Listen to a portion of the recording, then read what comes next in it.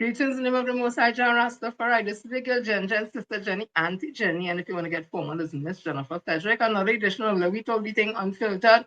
People is starting a little late today because it has so much things to do. It's only 24 hours in a day, and I have so much stuff to do, just like everybody else. So sometimes it's just get a little delayed. But I know my people will be waiting, royals will be waiting, and people will come on, right? So let me start this thing right. Start of a new week. The month of December started. My birthday is this month. And also, people, I am retiring from the public service this month also. So, people, let's get this started, get the show on the road because we just do it. Just now it's Christmas, just now it's Parang, and just now it's Carnival, but like pan in danger. But we go talk about them thing. So, we start this thing right one time.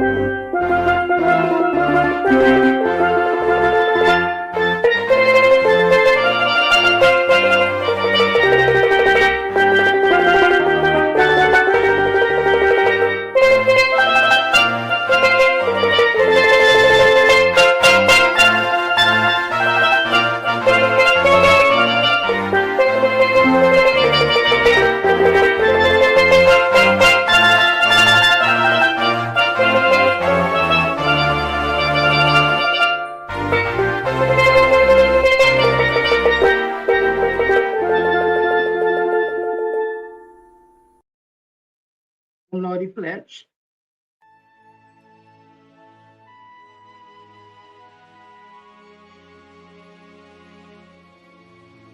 I solemnly pledge to dedicate my life to the service of my God and my country. I will honor my parents, my teachers, my leaders, and my elders, and those in authority. I will be clean and honest in all my thoughts, my words, and my deeds. I will strive in everything I do to work together with my fellow men of every creed and race for the greater happiness of all and the honor and glory of my country.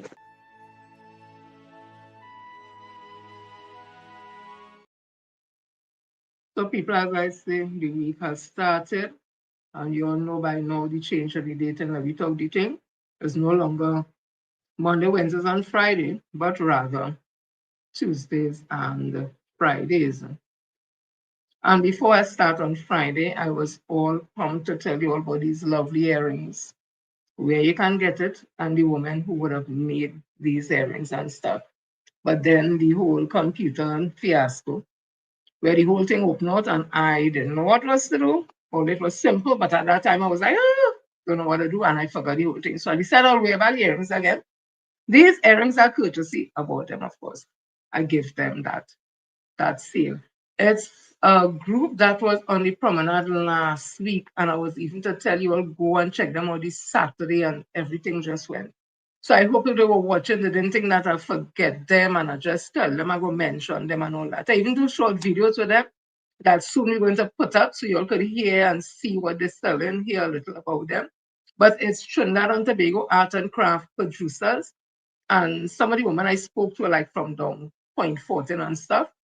One I bought this earring from, I think her name is Miss Madonna. I have the phone number, everything. So don't worry, I will link all you have. They're doing jewelry, they're doing clothing, wines, um, a whole set of stuff. And they have been in existence for years, and they have been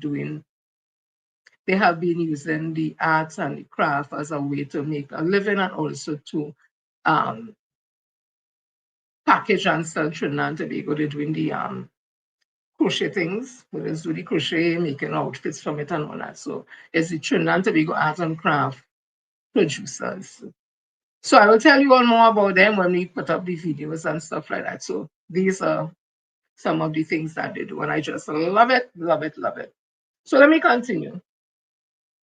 You know, we always have to do some good news or historical stuff or anything that would enlighten us about our history, what we have been through, where we have been, where we are going, and stuff like that, right? So I have this one for you. I hope that you enjoy it. I need you to open your mind for this one. They'll tell you Black history is separate from world history. But the world wouldn't look the same without a Black woman named Henrietta Lacks. Follow if you honor the people whose names were never meant to be erased. In 1951, Henrietta Lacks went to Johns Hopkins for cancer treatment. Without her knowledge or permission, doctors took a sample of her cells, and something happened that science had never seen before. Her cells did not die. They multiplied, again and again and again. Henrietta's cells became the first immortal human cells ever recorded. Scientists named them HeLa cells, but they did not speak her name. Her cells helped create the polio vaccine. They advanced cancer research. They guided treatments for HIV, COVID-19, Parkinson's, and infertility. They were used to understand radiation, toxins, and genetics. And yes, HeLa cells have even been sent into space to learn how the human body survives beyond Earth. Henrietta never signed a paper. She never got recognition. Her family never received compensation.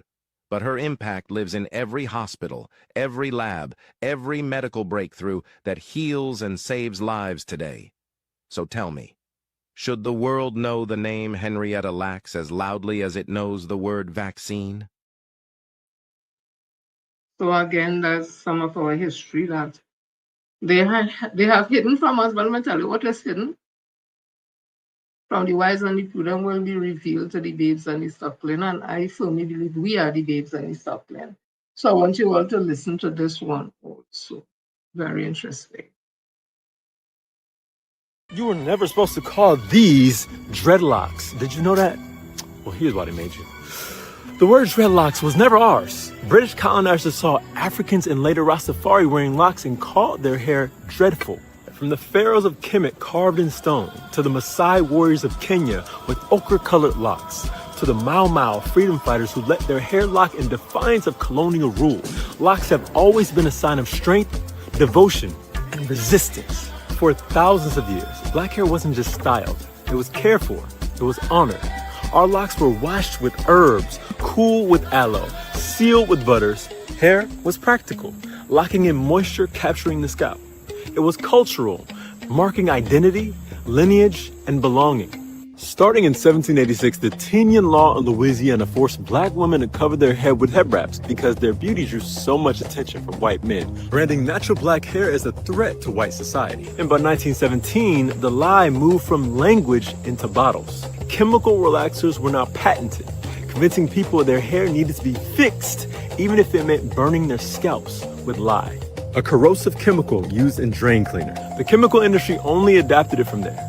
Parabens seeped through the scalp, disrupting hormones. Sulfates and other harsh chemicals stripped black hair of natural oils, leaving it dry, brittle, and exposed to long-term bodily harm. Generations of black people were taught to distrust their own hair, not because it was flawed, but because it carried cultural, spiritual, and invisible power that the system feared. By the 1960s and 70s, the tide shifted again.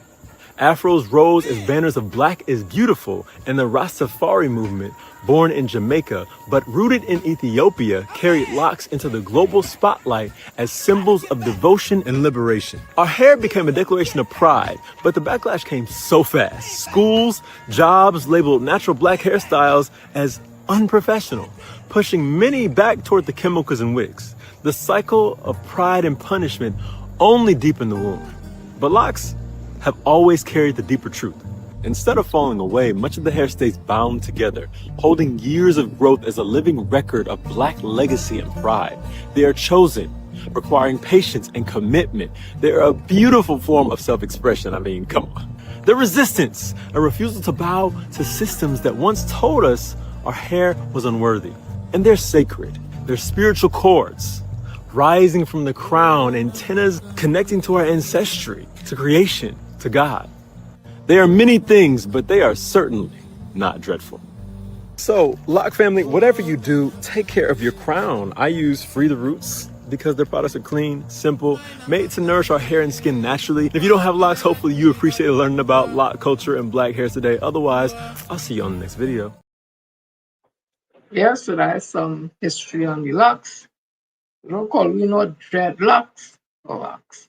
And remember about in 2023, if I'm not mistaken, the whole debacle with the young guys from one of those prestigious colleges who, for their graduation, they were put out of the church because they had the hair in plaits and cornrows.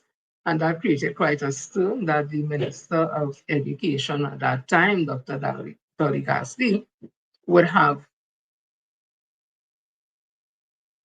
gotten involved in it, and coming out of that, there would have been an understanding or memorandum, however you want to put it, where children of African descent, which must be, I'm putting it my way, must be allowed to wear their natural hair the way that is natural to them. So the cornrows, the afros, plaits, the bun to curls and that.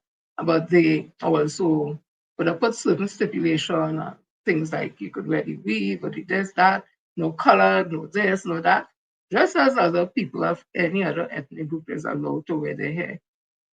So that has happened. And I remember shortly after that, I was standing on Pembroke Street in Port of Spain, and these guys were coming down from, I think, QRC. And to me, it was one of the most beautiful thing I ever saw. They had their hair in natural styles, and it wasn't untidy or anything. And I just stood up watching them. So they had the afros, they had the cornrows, they had the plaits. And I stood and I said, this thing reminded me of the 70s. Although I was small, but I understood the importance of black and black beauty and the way we wear our hair naturally and that type of thing. So it was the most beautiful thing I saw with young people for a long time. And a little knowledge to drop too that probably some people already know that the cornrows wasn't just cornrows alone. Those cornrows were maps that were drawn in the plaiting of the hair to help those slaves who would have run away from the plantation, to guide them on the path where they're going. Also, it was used to stick like seeds and stuff in it so that when they're on their journey, they could take out and eat and have something for certain nuts and seeds and thing, I guess, would have kept you from really starving while you're out there getting out of it. So we have a lot of history. And as the guy said, our hair curls. When you pull that, it's like electricity. Listen, our hair is beautiful, just like anybody else's hair. Our hair is beautiful, but we have been taught to believe that, oh God, that our hair and your hair so hard late for school children that you need to soften it. The thing is, they made a lot of hair products that was not suited for our hair. So when you wash your hair with it, African hair with it, it really became hard, and then it was like, oh God, the children crying, they don't want to comb it.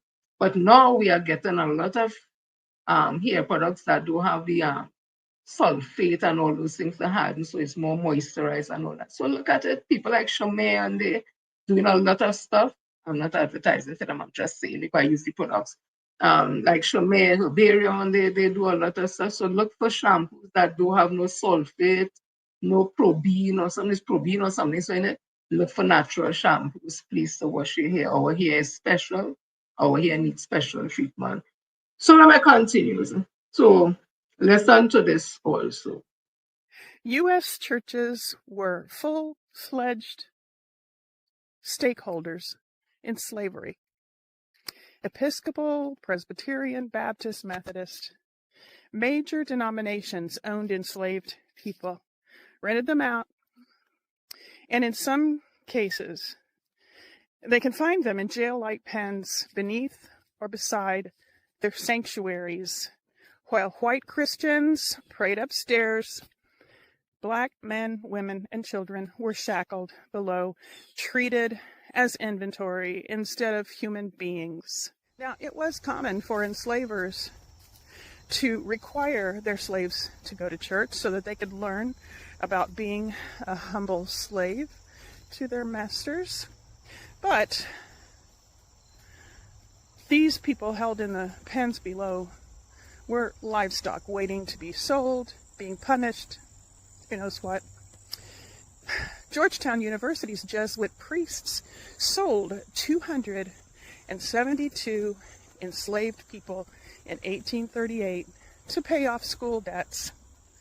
In Charleston, St. Philip's, and St. Michael's, they forced black attendees into upper galleries while white parishioners sat in comfort below. Methodist ministers in the South regularly enslaved people as personal property. And of course, many ministers in the South enslaved people as personal property. Southern Baptists split from Northern Baptists in 1845 for one reason: to defend their right to keep enslaved people. Churches built slave galleries to force enslaved people to attend services, but not sit with white people. And the sermons told them to obey their masters.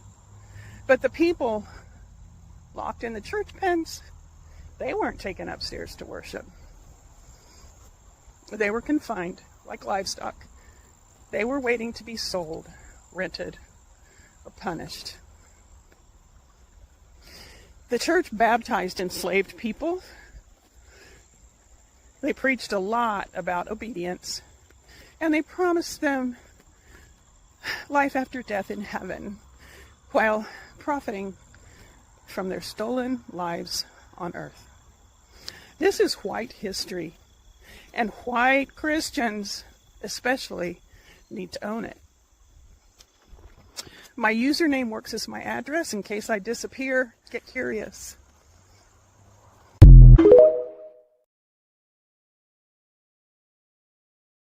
Well, she said, not that somebody thinks she's saying we didn't know, but they need to talk now, and they're coming out and talking. Listen to this also. We've been here. Our people didn't come from nowhere. We were here. Moors, nations, kingdoms, right on this soil. Motown stood for Moortown long before a history book tried to lie on us. Now, Vatican got more Moorish artifacts than a Harlemante got family photos. They hid all this because they tell the truth. Black folks ain't just musicians. Whole civilizations painted right here. Feathers, castles, mounds, America looking like Wakanda before Wakanda. But somehow every time black folks show up in history, poof, we magically disappear like tax refunds. These murals ain't lies. They just ain't meant for y'all to see. Look, Aaliyah, they painted us centuries ago. Because the empresses of this land, they look like us. They told the world we arrived here from Africa, but our crowns were already here waiting. From the mounds to the Mississippi to the Four Corners, Moorish queens ruled this soil. And Funny how they changed our names first, because that's where the power lived. Moorish names, tribal names, names tied to land, to nations, to bloodline. They hid this behind vault doors. My blood go back to the black tribes right here. Cherokees, Washita, Yamasee, cosmic people. Same folks carved the Olmec heads. Same folks built cities they hid under textbooks. Every time I hit this guitar, every bend, every scream, that's my ancestors talking. Moorish. Folks been singing Motown like it's just music. But Motown? That meant Moortown, baby. That's our story, our nation, our royalty, right here in America. We ain't just artists. Look, our women were the empresses of this land. These weren't just paintings. These were the rulers of America, before America had a name. And every city, every state, every county, all named after our women. They hid the crowns, but they couldn't hide the bloodline. See this right here? These the Moors. Look like your aunties and uncles. Not no Dusty Camel commercials. And they got the nerve to tell black folks we ain't got no history. Well, shut up. If we ain't got no history, why we on all the damn walls? Look at this. Feathers, jewels, gold, This is supposed to be the real history of America. Moorish folks, feathers, royalty, all that divine looking stuff. But the way they hide it, well, white folks hide Moorish history the same way I used to hide my drug money. Put it someplace ain't nobody supposed to look. Behind a Bible and next to a tax form. You see that mound? Real place. Royalty. Every black girl in America gonna remember she is Moorish royalty. That's lineage. All the cities, states, and counties in America still carry our names, even if they have... Man, let me ask y'all white folks something. Why y'all get so mad in the comments whenever we talk Moorish history? Actually, black people are culture vultures, identity thieves. Identity thieves, brother, you stole a whole continent. We just reading the mural. And every time the truth come out, here they go Moors. None of y'all white folks be the first to correct something, but the last to actually do research. Actually, you fucking troglodytes got some nerve trying to tell us who we are. How about doing real research instead of trying to cope in a comic? But white folks still be like, the Moors, oh, they was just a small African tribe. Small tribe? Fool, this man got on more feathers than the whole poultry farm. They ain't saying Moors were black, because once you admit swarthy, kinky-haired Moors ruled, you gotta admit they ruled here, too. And so by now you'll have realized that it was AI, but it was all those our great artists would have died, black artists, and they were given us history. What they're saying is actually history. So I thought it was an interesting way to teach us about our history. So this is another piece of history that you might find very informative. Jet travel came to Tobago. A historic first flight by British West Indian Airways' new Sunjet, after a 9-minute hop from Piarco to Crown Point's new extended runway.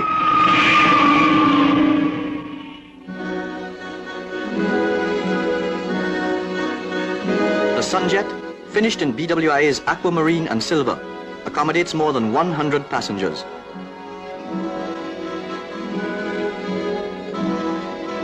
A regular Trinidad-Tobago jet service is still in the future, but this flight augurs well for our tourist board's Tobago holiday plan. The accommodation of the Sunjet at Crown Point is significant of the rapid recovery by Tobago after Hurricane Flora.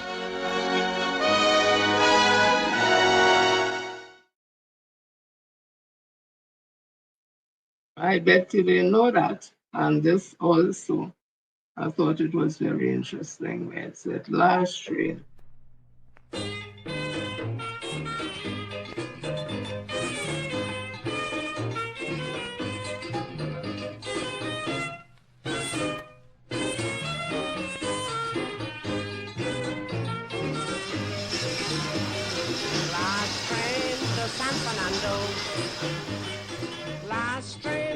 San Fernando, and if you miss this one, you'll never get another one. It's the last train to San Fernando.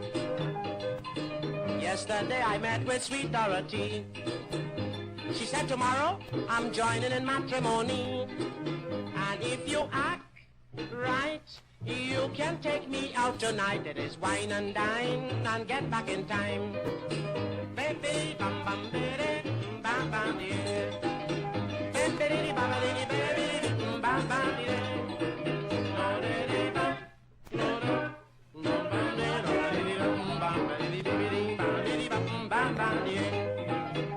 She said, I am entering in high society. You must be careful about the place you are taking me, 'cause if you slip, I slide, and I may never be a bride. It is a bee bam bam, oh bam bam yeah. Oh Lord, it's last train to San Fernando. Bam bam.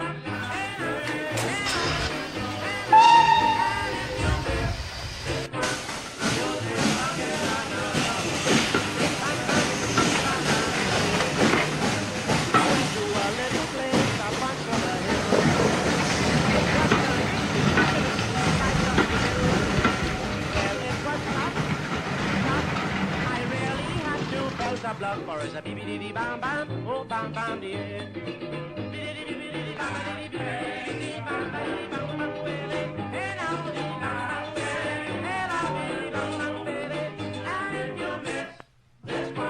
You'll never get another one. Last train to San Fernando.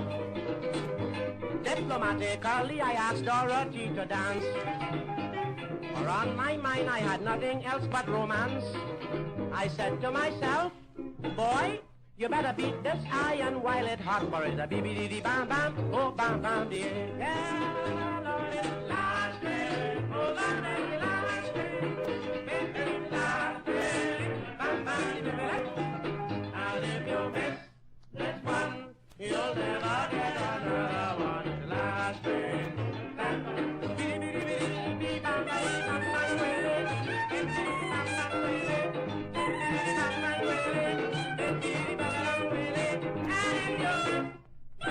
you'll never get another one. It's the last train.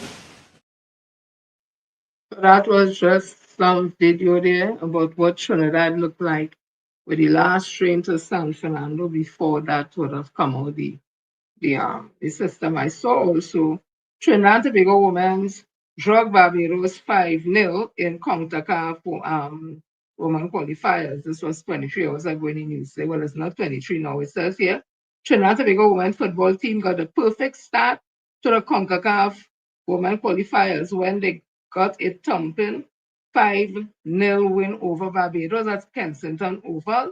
Barbados on December the 1st. It was a disjointed first half at Kensington as the team seems to struggle with the buoyancy nature of the cricket strip in the middle of the park. Still, the visitors did create some openings in the first half and went on to the break with a 1-0 advantage thanks to a 12-minute goal from veteran attacker and captain Kenya Yaya Cordner, who gleefully tapped in near goal line after Barbados goalie Lisa Hardin dived or saved a thumping header from French-based defender Kiddy Johnson. TNT did breach Hardin's defense a couple of other times as diminutive winger Alexia Ali had a close-range effort wiped out by an offside call on the 10th minute. While Pleasantville secondary standout Nikita Gosain clipped a right foot free kick off the bar on the 24th minute, and just before referee Alyssa Pendleton brought the opening prayer to a close, Ali somehow failed to turn into the net after having spilled a right side cross. Barbados' first half chance fell to Rihanna Cyrus in the 70th minute, but she sent a tame left-footed shot towards Simone Elegon goal after the host scored out Johnson and TNT defense with a swift counterattack. At the end of the day, we win 5-0. Congratulations there to our women warriors. So let me continue. I saw this and I thought it was very informative to put as a public service announcement. I seen it. Just recently, we had, I think, 2 persons who would have used effective gas tanks and it would have blown up and I think they would have died. So I saw MP put out a public service announcement and I thought it was something that I should play. So please listen and be informed. Every day, safety starts at home. At NP, we care about your safety. We want you to know to take care of yourself, your family when using an LPG cylinder. So stick with us while we demonstrate some simple tips today. Every cylinder that leaves NP is visually inspected and tested before sale. We encourage you as the consumer to conduct the soapy water test to double check at home or before the point of purchase. Mix soap or dishwashing liquid with water to get that soapy water solution. We want you to apply that soapy water solution onto the valve, the shroud or handle, or the body of the cylinder. If you see bubbles emerging, there is a leak. So what do? You return that back to your retailer, your depot or truck, or you contact 800 NPMC. Never use an open flame like a match to check for a leak. Follow these tips to keep you safe and confident when handling LPG. This is real talk and real safety from NP.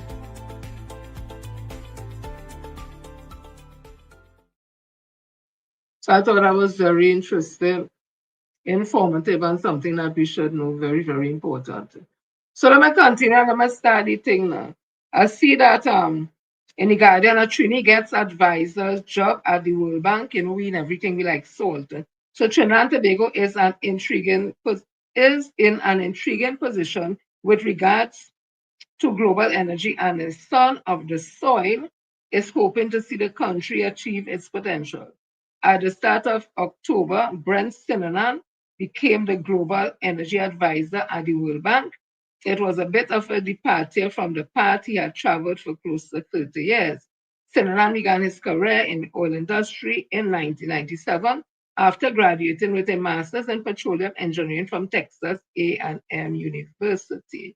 Thereafter, he spent 16 years with U.S. oil companies working in various regions, including Asia Pacific, Africa, South America, and the Gulf of Mexico.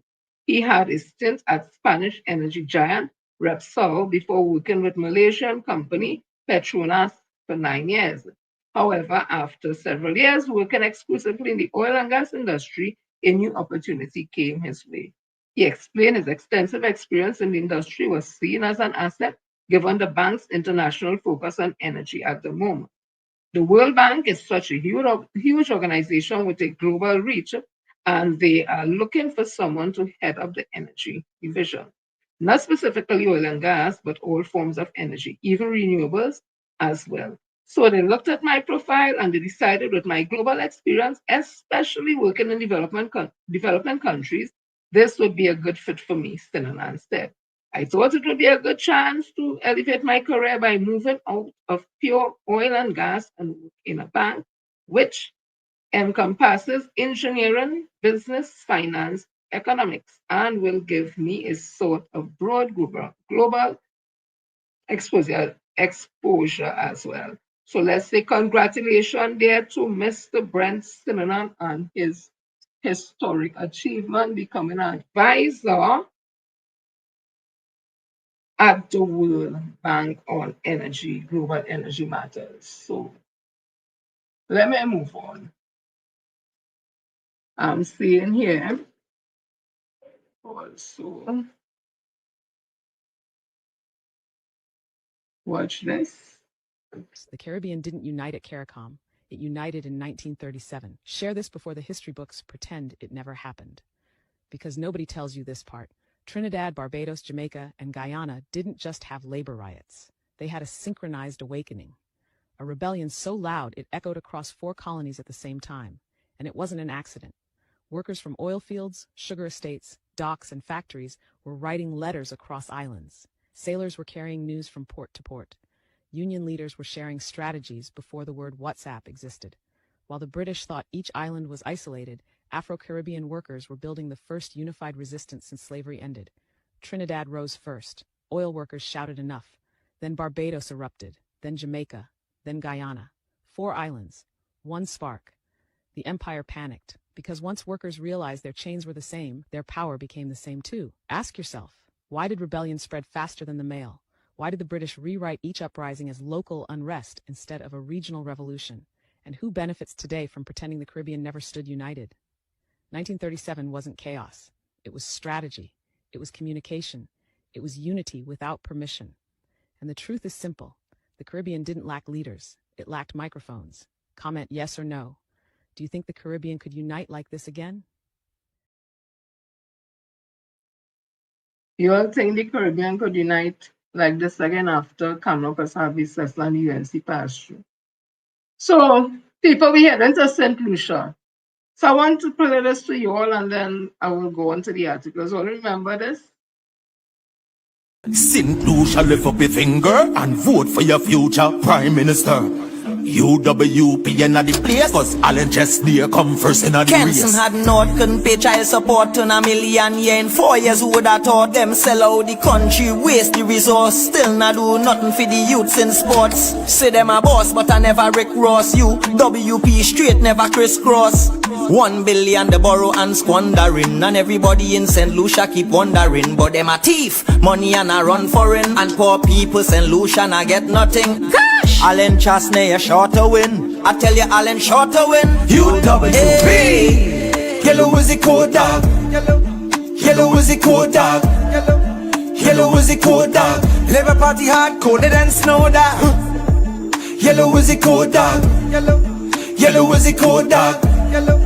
Yellow is the code dog. Labour Party reach the end of the road dog. UWP now make the people suffer. It's we for the people now, vote for the oppressor. Titan rebels all them a utter, but we can't let St. Lucia go to the gutter. Quick crime on the high and the streets get hotter. Food prices rise soon, we can't buy butter. St. Lucia, mad, sick, get them out quick, get them out quick. B. Yellow is the code dog. Yellow is the code dog. Yellow is the code dog. Labour Party hard coded and snow dog.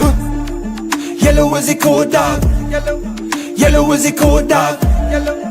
Yellow is the quota. Labour Party reach the end of the road. Remind the chronic gambler, like LA follow you right after ya. Cause if I win the poor for one. Enough. So all the Trinidad entertainers went down there.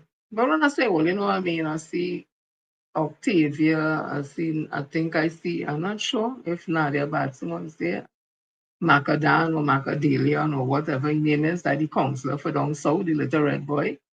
And all Squack, what's his name? Look, I can't remember his name now. No, kind of dark silhouette. All of them was down there because the Macadela one say he who, I'm paraphrasing, interviewed the term, yellow is the code. And we heard a voice like he on a tape saying he get instruction to go down there and he does follow instruction from the party, thing. So it make people say, well, okay, like the UNC involved in this, and then the whole yellow is the code and all that. So we came to that conclusion. And we see real crowd and thing and the young people, and we say, oh, God, because they know in St. Vincent, the bad press that Dr. Al Gonzalez get, and we see the outcome of that. And that yellow, the code thing with the down there too, and all that. So, like some yellow code revolution, whatever. So they tell us, yeah, thing in our gear. Bam, bam, bam. Yesterday was the election. Yeah, I think yesterday was the election. Bam, bam, bam. That yellow is a code, like if yellow was the curse. Like them, youth and them just put on that yellow jersey like themselves, get what they get, and then went out and vote red. Because let me tell you something, the place paint red in St. Lucia. The Prime Minister today is not the white man, the Charles Neck man, or whatever it is. The Prime Minister in St. Lucia is St. Lucia Prime Minister Philip Pear. Philip Pear keeps majority as ruling party wins. St. Lucia Labour Party, SLP, of the Prime Minister's Philip Pear has held its legislative majority, putting Pear on course for re-election after a campaign centered on economic management, violent crime, and passport sales. Official election results on Tuesday showed the Social Democratic SLP winning at least 13 seats in the small Caribbean islands of 17 seats, House of Assembly matching its current majority with 2 seats left to be called. The results show that Pear, with 57.1% of the popular vote against the Conservative opposition leader, Alan Chasnick, 37.3%. Chasnet preceded Pear as Prime Minister of the country of 180,000 people. As Conservative United Workers' Party, UWP, had held just 2 seats going into Monday's vote and had secured 1 seat as late Monday. During the election, Pear advocated for stability, cautious economic management, while Chesneck argued security deterioration under Pear's leadership, partly because of more limited U.S. supply for local police, restricted on grounds of past human rights abuses under the U.S. something law. He has called for more transparent auditing of the island's citizenship by investment programs, and said da. People in St. Lucia say, not down here, just 8 Trinidad. The code ain't no yellow. Out of the 17 seats, I think 2 independent people win 2 seats. The Charles Neck man, he get 1 seat, and Prime Minister Pear got the rest. All they do the math, so 13. 2 and 3. Let's see, 2 and 3. 3, no, not 13, he get 14, about 14 seats. Anyways, the curse didn't get through. I find it quiet. I didn't hear no doubles and it's coffee or something. I didn't hear nothing. Or they hear anything? Because after Dr. Al Gonzalez devastating loss, oh God, did it all over ever. The place quiet. The place quiet, so they realize like the St. Lucian youth and them eat them out, drink them out, wear the jersey, dance with them, all kind of thing, and went and vote for the red. Hey! Let me tell you something to have a God at the end of the day. So let me continue. So I want to read this because it's very strange, but stranger things have happened. So I saw Prime Minister Hondas would have sent out congratulations, but I was interested in the comments to it, so listen to this quickly. PM Hondas, my love you, I just read in the news, I just really want to report in the news. If it didn't say nothing, it would not be in the news. So it said Andrew Holness, they have seen a picture of him. I'm thinking this is the Prime Minister of Jamaica. It says, following yesterday's general election in St. Lucia, I wish to acknowledge Mr. Alan Charles Turnett for his commitment to the strong democratic tradition of our region and his continued service to the people of St. Lucia. I extend best wishes to him as he continues his journey of service to the people of St. Lucia and to the wider Caribbean community. And I was like, it's not the Prime Minister who won the second term. He's supposed to congratulate. Well, I don't know if he did that, but I just see this. So I'm looking at some of the comments that's saying, you can take him if you want him. I'm sure he will bring all the things you just highlighted to Jamaica.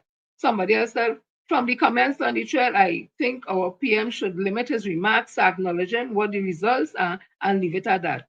The people in the country knows best what the experience and the effectiveness of the work done in improving the lives of the people in the country. I'm glad the delusions are being respectful, though. And next one say, I'm sure Holness didn't write that. And next one say, and you have extended congratulations to the Honorable Philip J. Prime Minister elect on his election victory. Next one say, thank you for the sacrifice. No, not that. I'm confused. Why is he congratulating Mr. Chasnett instead of the Prime Minister? Next one say, at all. His friend, I told you, all four of them was allies. Say no more. Next one say, people, please be reminded that Dr. Holness is the current chairman of CARICOM. His messages regarding the winner and the opposition will therefore be extended beyond political pleasantry, blah, blah, blah. And next one say, I mean, this had been the message after his previous defeat. It might have been relevant. But his party was trounced 2021 largely because of him. And he served the subsequent years in abject opposition. His party didn't reflect, regroup, or learn from their annihilation. So this time the defeat was even greater. Of course, he won his own seat because a yellow plastic bag would win that seat. But the people have now rejected his steadfast leadership twice. So a little introspection on your part will go a long way. Of course, and they go on and on and on. So, you know, if that was really Prime Minister of the Prime Minister of Jamaica would have written that. But if it was, people didn't take too kindly to it. They find each other just and they say congratulations to the Prime Minister who would have won the seat. Anyway, me continues.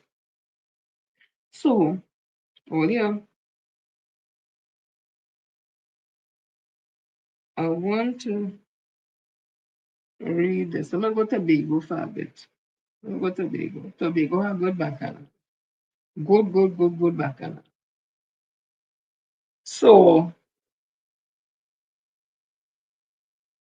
the raider up in Tobago, Fali say he don't know. And then you see the Honorable Wayne Sturge and whoever went across with him, they went across to some meeting, and this is what they had to say. Where is this? Let me see if I find it here. Look now, you can't write these things, huh? Let me see, Farley, let me see Victor Roberts. Where is it? If I don't get it, then I'll just talk about it. So they went across to reassure Farley and Tobago people about this radar. And I don't think people still convinced. But Farley was operating as though he was never, that Dr. Rowley never invited him to a national security meeting before. And like the PN, the UNC would have done so much. And it's so different and all that. But I want to remind Farley, if he remembers this. No, just now, let me see. wonder if this is the one, right? If he remembers meeting with Dr. Keith Christopher Rowley when he was Prime Minister. Look at this. Prime Minister Dr. Keith Rowley has invited THA Chief Secretary Farley Augustine to attend a crucial meeting of the National Security Council. The meeting, which is scheduled for tomorrow, Tuesday, July 9th, will be held at the office of the Prime Minister's Central Administrative Services, Tobago.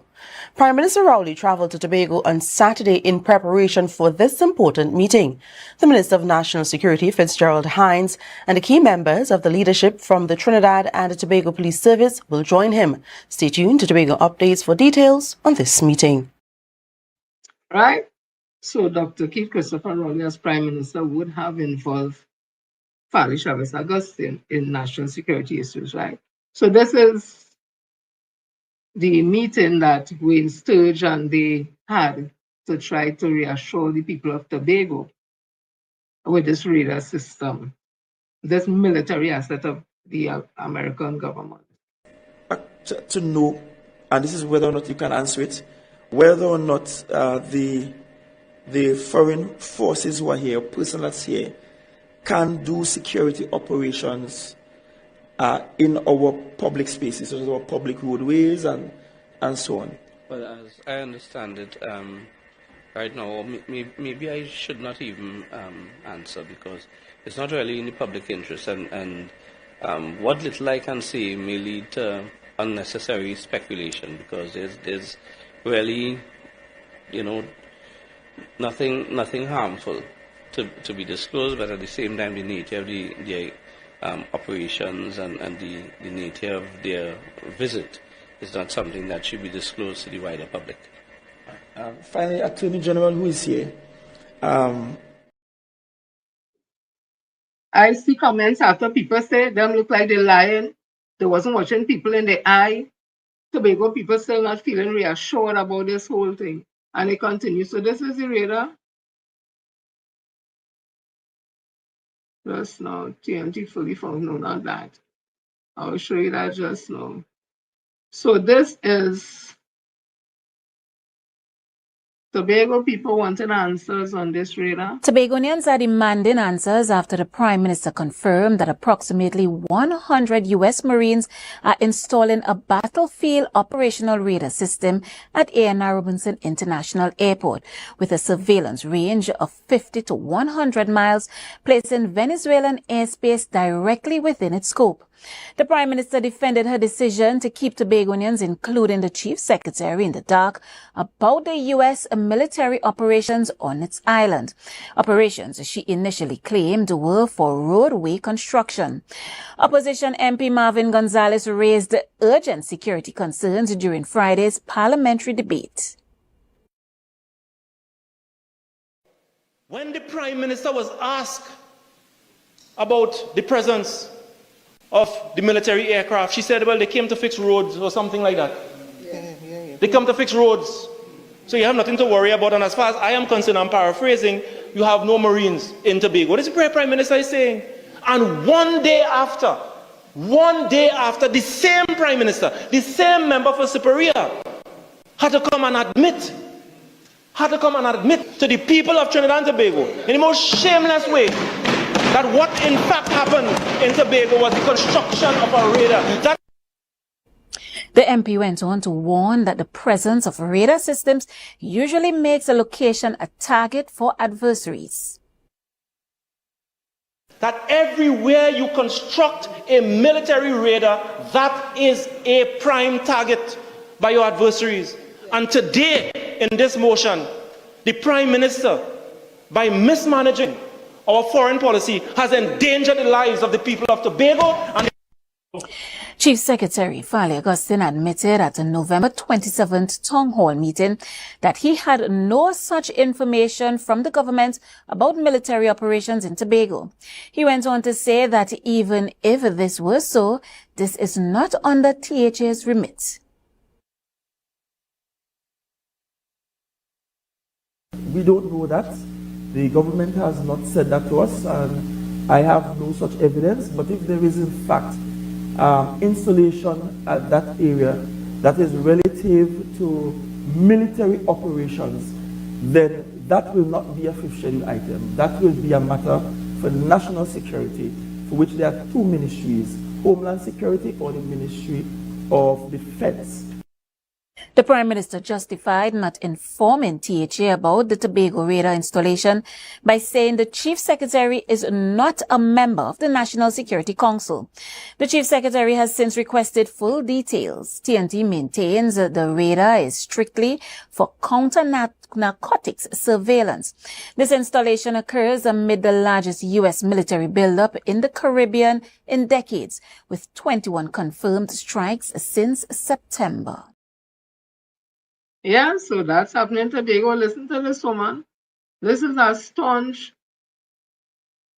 TPP or whatever he or she. I just playing it for you to hear the bacchanal in Tobago. There is a political earthquake shaking here in Tobago, and it have some people in this little Tobago who wants to destroy this little Tobago.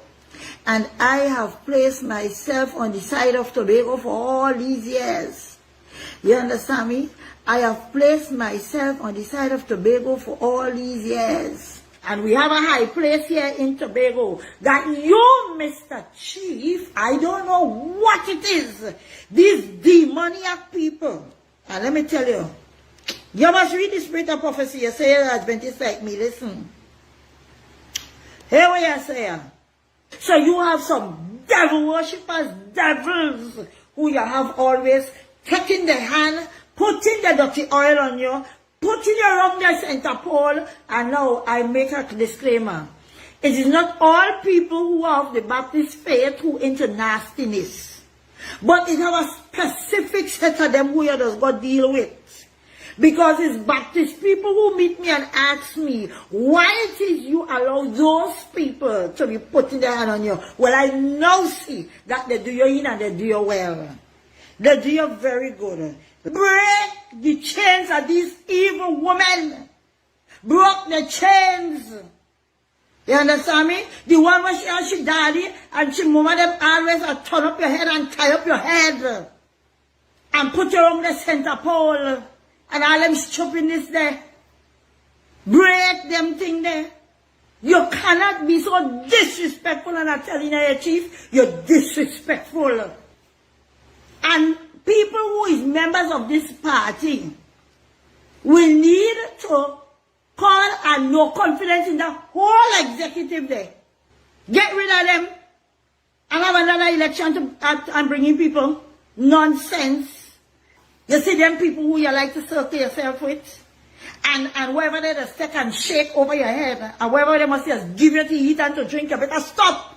If you know, Mr. Chief, that you made a deal with the PNM to bring chaos across here with the PNM woman that you have there, the PNM witch that you bring across here, that PNM don't want, who slapped she mother in she face on a campaign. If you tell yourself that that is your purpose with she, to mash up we party, unless she has you inside of here, brother, it will not end well with you. And let me tell you, you know when it's the devil spit you out, you're well spit out. You're well spit out. Papa laps, all that going on in Tobago, Jesus Lord. Let me listen to a voice of reason here again. This is the leader of the People's National Movement in Tobago, having his say also on the radar. Jesus, I have to bring that piece of back and I look for true necromancy. Oh, Jesus. Hi, folks, especially the people of Tobago. I'm here to show us our new road by the airport. You see that camouflage thing spinning in the air there? That's our new road. That's the road that the Prime Minister said a few days ago was being built by a foreign government to assist us here in Tobago. That's not a radar, that's a road, according to our Prime Minister. And according to your Chief Secretary, people of Tobago, this is a refueling plane. And according to the MP for Tobago East, Mr. David Thomas, with your shameless self, according to him, this is standard international upgrades to our new airport. This camouflage device, according to David Thomas. They are taking us for fools. I am saying to her, on behalf of the people of Tobago, we do not want that here. And whatever arrangements you have with any foreign government, as the government of Trinidad and Tobago, take that device to Trinidad. And I mean no disrespect to the people of Trinidad, my brothers and sisters there. If you all don't want it there, then you treat with that, with your government. So let me say this in good Tobago dialect. We no want them here. Take your soul and carry them back to Trinidad. We no want them here. Are we so a dagawa? And I'm saying to the Chief Secretary, it's time to break ranks and put the people of Tobago first. Tobago must be placed first by you for the very first time. I know you have a good relationship with the UNC. I know you all are in bed together. But if she considered you, she would have told you beforehand that they were going to do this nonsense to negatively impact the lives of the people of Tobago. And the fact that she did not tell you means that she did not consider you to be important. And I'm saying to you, Mr. Chief Secretary, it is time to break ranks with your UNC friends on this matter, because this is a matter where the people of Tobago must be placed first, above your political convenience, above your personal relationships, and above your personal ambitions. So I'm calling on you, Mr. Chief Secretary, put Tobago first.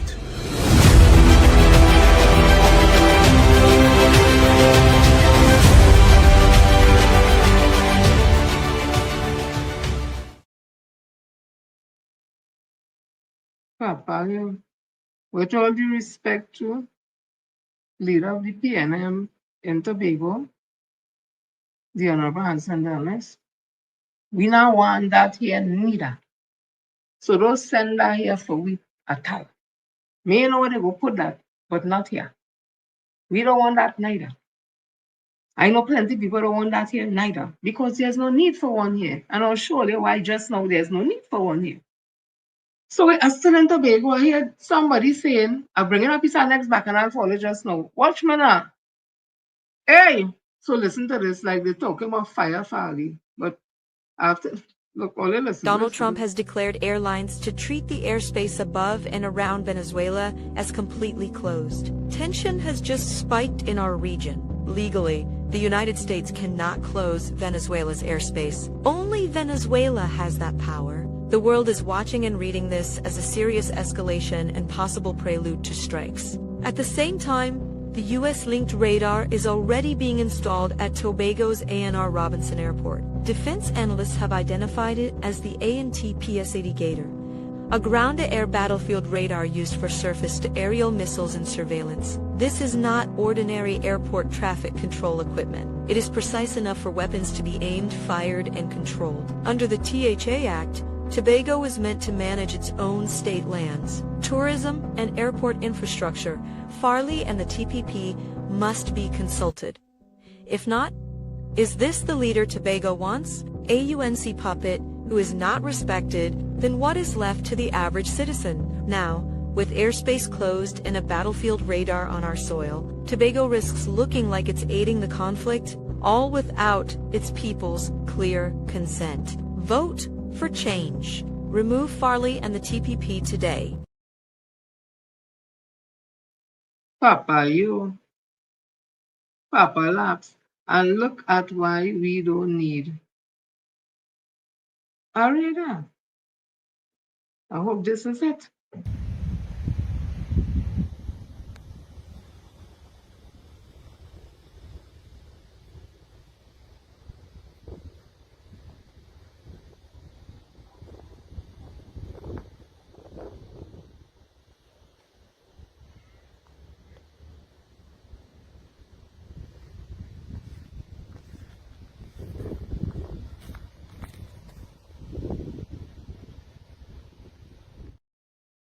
Yeah, we already have a fully functioning radar up in the hills of the Summit, San Fernando.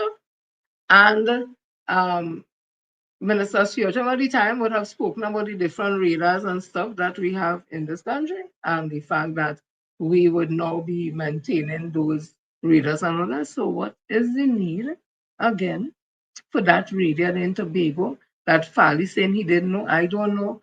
So people in Tobago, you have no friends who call you and say, Chief, boy, we hear some big plane coming there, boy. So it's only normal people in Tobago know it had big plane and they want me to believe that you didn't know, right? That's why you want to go Fally. Okay, that's why they're saying you had to go. So listen to this piece of background. Let me tell you something. It had Judas and it had Judas.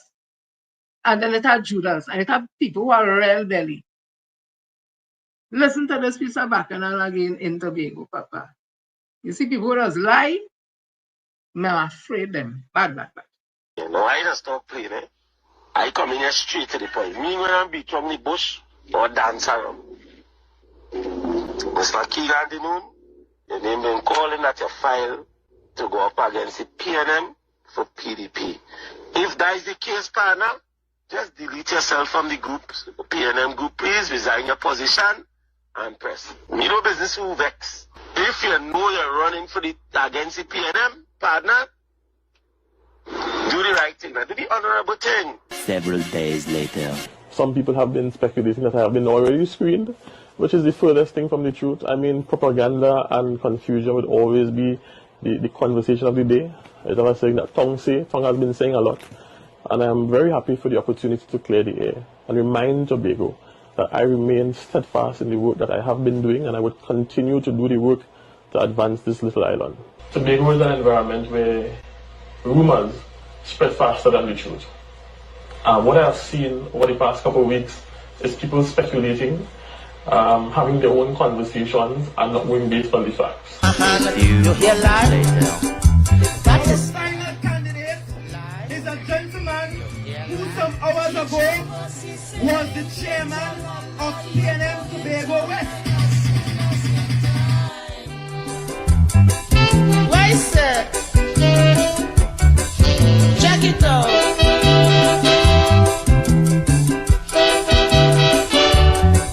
You hear lie?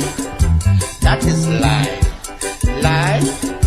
You hear lie? Teacher Percy say if you tell a lie, you're going to hell as soon as you die. Let it go. Let it go. Shook it up. Oh God, oh, so he was the chairman of some party group or something, so in Tobago for PNM. And you and the people WhatsApp chat. And he's at TPP, so he did came back news and information. I asked him, and whatever strategy they're planning, he did day like a sleeper cell. I just asked him. And then when they confront him, he talking all on TV and thing with rumors and all that. Oh God, oh, that man lied, oh. That is lied. The man is at TPP. Look, they introduce him, then the thing after he all his rumors and thing, and he not here, and he stays steadfast and committed, all kind of thing. Oh, Jesus. Then all does know people character, you know. And people, the THA election, I think it will be January 12, 2025. So now people jumping in. Jesus, Lord have mercy. That look good, Mr. Dinoon. But if they come straight when the person asks you on the WhatsApp thing, get yourself all the people thing and go your way and the people and join whoever you want to join. You sit down there amongst them. You go all on TV all over saying no, it ain't true, whatever it is. And bam, you're up on this Mr. Dinoon. All this is people to watch you. So let me continue. Tobago have real back and I guess it's because the election coming up. Stay strong, PNM and Tobago, do all the work, talk to the people on the ground, do all the work, Papa? Because our next term of Fally, anyway, I always say Tobago people are more politically schooled than me, but the decision they make to vote for Duke and then for Fally are kind of like, I ain't too sure now, Papa, I know what's going on. So let me continue, Papa. So earlier, I'm saying that to cruise ship operators complaining in Tobago that there has been a reduction in pre-booked tours, including one vessel canceling its Tobago call for this Friday. This was in The Guardian today. So things like people get the message, it have radar down here, thing looking bummy, they are coming. Yeah, Papa. And then our chief secretary, who in charge of Tobago, he said a whole government is in Tobago. Remember that? He said, tell Dr. Rolly, stay out with damn business. He is a government and all that. For a man who is the government of Tobago, you a small island like that with about 60,000 people, and you can even keep them safe. You don't even know a military radar put up in your country, and you is the government. That American airship, big plane flying, and they build that and put it on ramp and whatever, and you right in Tobago there, and you ain't know nothing about that, and you want to be prime minister like in Tobago, you know, you're a mess.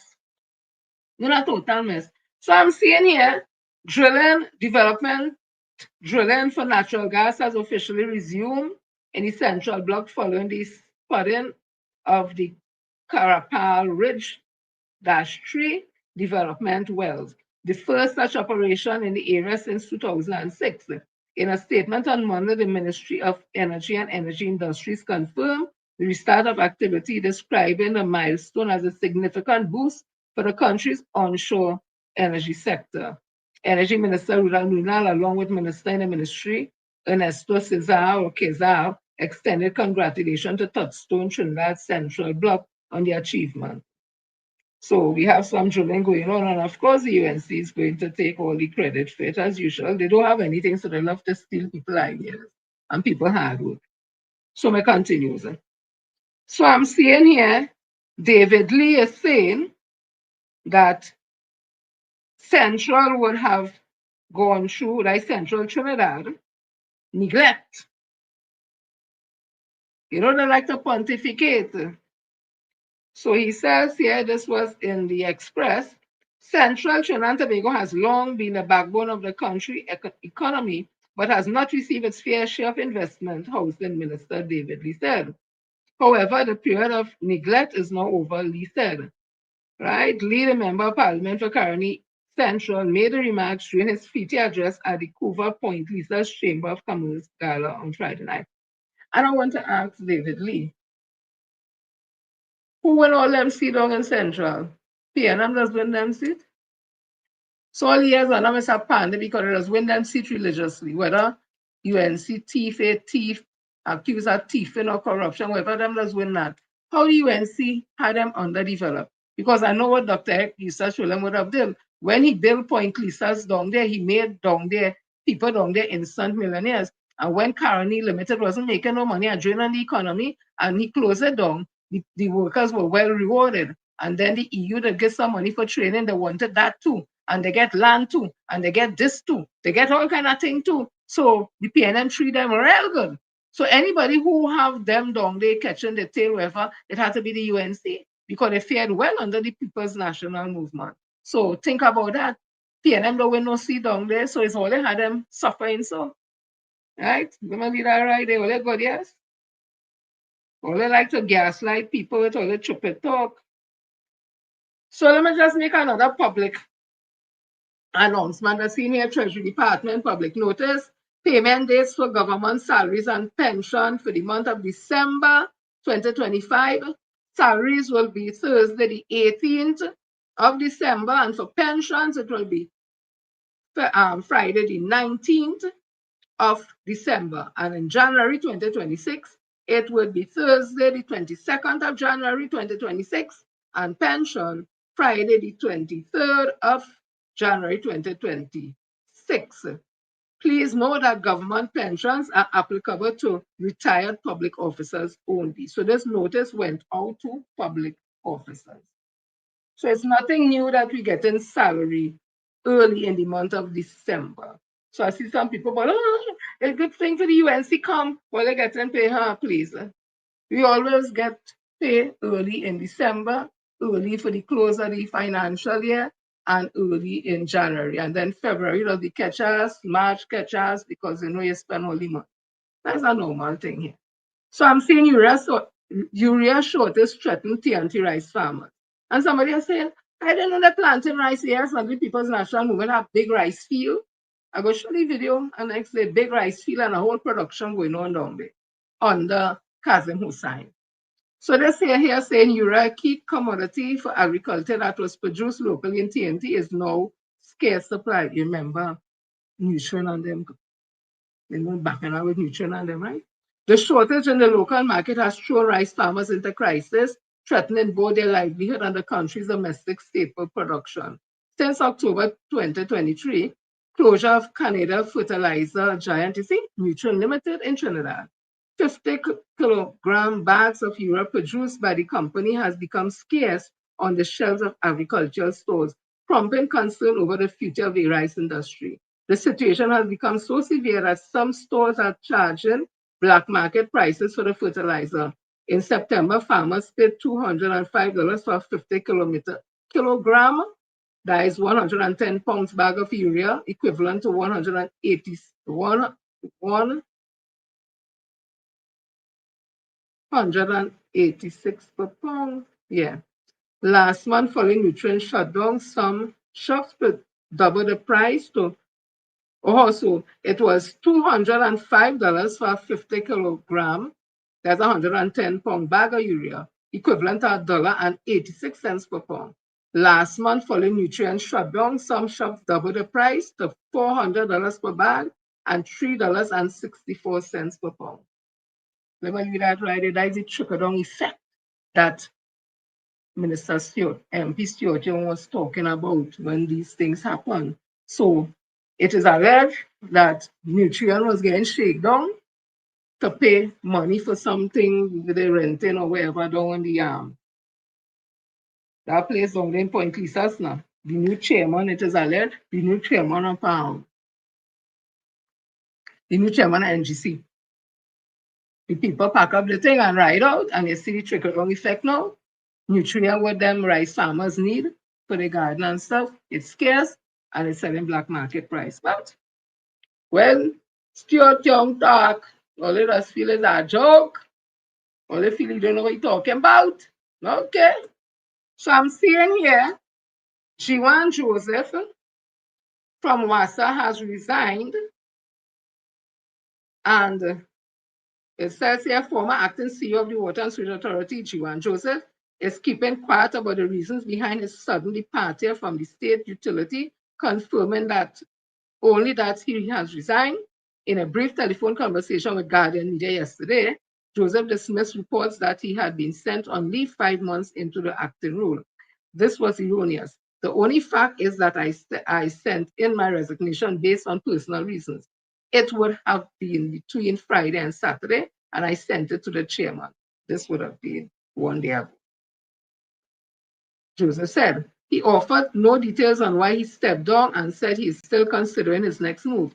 When contacted, Acting Director of Corporate Services, Dain Maharaj, initially asked that question be sent via WhatsApp, but later referred all queries to WASA Chairman Roshan Babwa or Minister of Public Utilities Barry Paradat. Neither Paradat nor the authority provided an explanation, and attempts to reach both yesterday were unsuccessful. News of the leadership change filtered unevenly through the organization. Some employees said that they heard about Joseph's exit in passing, while others believe he remained on the job. However, sources indicated Maharaj is expected to be named acting CEO. He also served as chairman of the Community-Based Environmental Protection Enhancement Program, CPEP. Well, I think it easy. They're holding on 3 and 4 and 5 different chairmanship role. So I see somebody send this to me and I just asked him a question because I don't know how true this is. The person said the Immigration Detention Center officers at Aripo are waiting for their gratuity since 2022 to date. It is alleged that the manager at the Human Resource BR at Immigration Head Office, Port of Spain, said all documents are prepared and waiting for a signature for payment. Since then, not a word from immigration concerning that payment. So if that is true, people, get the people their money, everybody getting money and everybody wants their money. Money is in the air, not love and all. Money in the air. You think it right here? Everybody want their money. They don't care who they have. Once them get, them wants their money. Me ain't vex with nobody for wanting to dust. Me ain't vex at all. I ain't getting in that. But I know it have a lot of people because they lost their work. I want to ask a question. I wonder if it's all them people who lost their work, where they pull back money from, where they're making to chip up to pay public officers their money. I wonder 10,000 5 CPEP workers, 900 URP workers, contracted workers, reforestation workers, cotton thing here.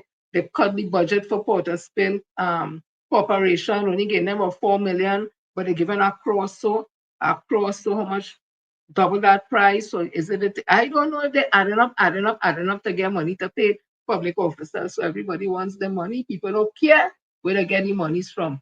Me ain't getting in that. Because me getting the monies too. I'm entitled to the monies too. So let me continue. So I'm seeing here that the business community, them express strong support for the Home Invasion, Self-Defense and Defense Property Bill 2025, with several chambers saying the legislation could significantly improve security for citizens and the business community.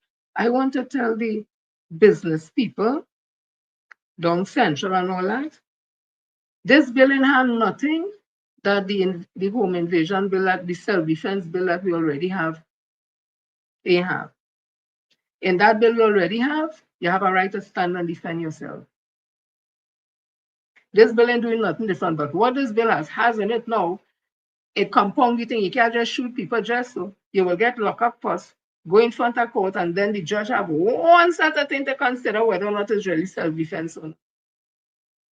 But they ain't telling you that. And I heard that the bill they went around talking to in the stand your ground meetings is not what they bring to the It's not what they bring to Parliament, and here it's something totally different. But they went out there telling people will shoot people in the back and all kind of choppiness and shoot first. It's better to be judged by 6 than by 12 and carried by 4 or some back and so whatever.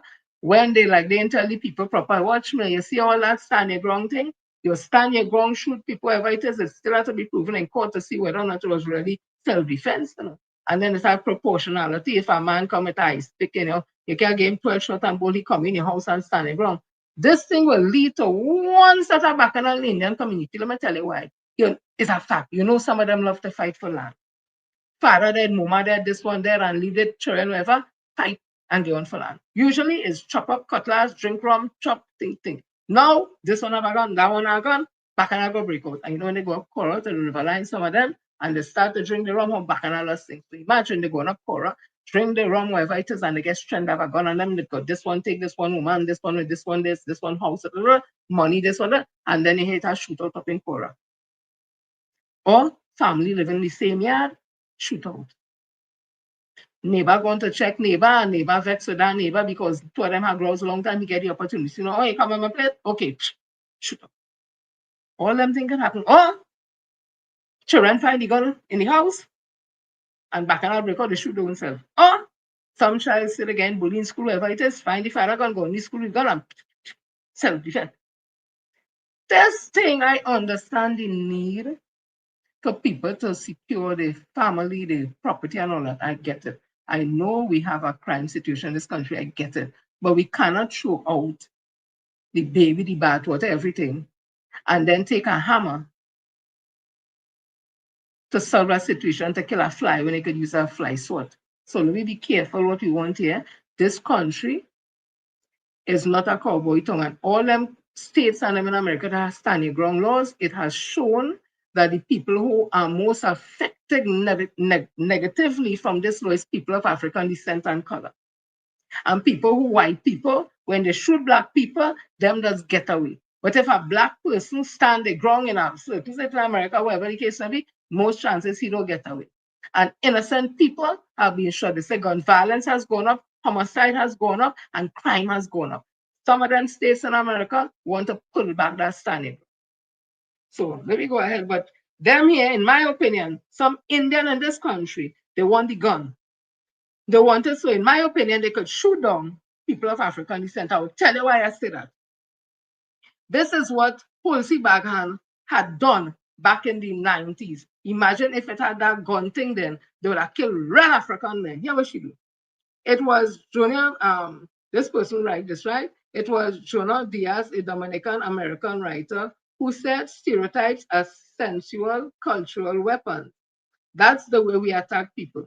In 1993, former Member of Parliament, Tulsi Bagan, made an outlandish and dangerous claim when she said that men of African descent were terrorizing and raping women of Indian descent in Central Trinidad. She organized her Shoguana's constituents to march against crime and encouraged them to form vigilante groups to exterminate African men who were targeting the home of East Indians. And there was no proof to show that was true. In fact, it was Indian men putting on wigs as African man, Rasta wig, and raping Indian women. So imagine if it had stand your ground, the real African people that lost their life innocently because she tell them from vigilante group. That's a member of parliament, you know, an Indian member of parliament on that UNC government, you know. Okay. Look, the next reason why I say some of them Indians just were going to shoot African people. That's my opinion, based on what I read in here. Or remember this? Pundit, and that was in Guardian. East Indian under attack in Aranguez. Pundit Satyanyan Maharaj believes that urban youths along the east-west corridor targeting people of East Indian descent in Aranguez, San Juan, across the country. I say that boldly. They are products of a failed education system. They are products of failing parenting. The miscreants of the east-west corridor who feel that what you have is what belongs to them. And even if the statistics say 3 were killed in Charlie Village and 1 was killed here, all have the same complexion. They all come from the same ethnic group. He said during a media conference to address crime in Aranguez yesterday. He made the claim mere meters away from where businessman Shavel Ramjataran was murdered over a week ago by bandits who were attempting to rob him. Aranguez has been under duress, not today, it has been growing steadily. A lot of the business people that you see have been held up at homes. Aranguez is like a ghost town in the night. Nobody walks the road, he said. He said the criminals think East Indians have money because of the size of the houses. And while he did not have official statistics to corroborate his claim, he said the victim usually described the attackers. The crime in Aranguez is against East Indian people because we live in Aranguez. We are the ones being targeted, but the perpetrators are not East Indian. The urban youths, the miscreants of the East-West corridor, those who have been allowed to fail or fall through the cracks of society and emerge post-pubescent to terrorize because they go in and look for a little change to get a mother because she had 14 and 15 children, Maharaj said. He added because if they're around West today, what's stopping them from going El Socorro tomorrow? And if they're around West today, what's stopping them from going Valentine tomorrow? He also did not believe that persons will make that prison will make a difference. We have to call it as we see it. When you lock them up, you send them to university. That jail is university for them, where they get a network and bigger criminals, where they get to network with bigger criminals. But not everyone living in Aranguez agreed with Maharaj. Resident Abdul Hakim immediately challenged the pundit, saying his statements were untrue and racist. You can't say it is only one set of people doing the crime because they have people inside here who bringing in people, and there's people like myself, East Indian, who bringing in people here to do the crime. So when you're blaming one urban color for doing the crime, you're talking nonsense. We are not here for that, Hakim said. Maharaj accused Hakim of having an agenda, but the latter denied this. And it goes on and on and on and on. I'm saying, imagine that pundit and he fellowship and he vote, he getting gun. Them go kill African youth. Them go say, they see them walking in the community and they feel threatened and they stand up and they shoot them. Me, that in my opinion, based on how that pundit, a man who's supposed to be respected in his community, that way he talking that racist thing. But I want to ask him, when the UNC council, I think it was either she son and she niece or she two children, when the man park his vehicle to go to get water, wherever it is, and they hold up the man to take his vehicle from him. I think he throw the keys in the bush and the thing fit wherever, and he shoot thing, and then he shoot behind the one who take off and kill 2 of them. It was 2 Indian he killed. Them ain't what Indian people have. It's only African that do them thing. The Indian and them in jail, who in jail? Them the what the Indian have. It's only African people alone. And there's that Indian who does make jail and who does rob people and who does do house breaking, and who does do this and that. No, it's only African people alone that do them thing. So imagine them getting guns. So based on that, I think that's what they want gun to do, to shoot African people, innocent African people. We could go lump everybody in one. Am I saying that African youth will commit crime? Of course, I'm not. But it's not only African youth that's commit crime in this country. So don't lie. Don't lie and put it across as if it's the fellas and them from Lavanton coming in around West and doing what crime whatever it is. You forget the Fruit King and all them kind of bacchanal and all them men, Julie Rahamai and all them kind of thing. Pundit, you forget them kind of thing. You forget them kind of thing.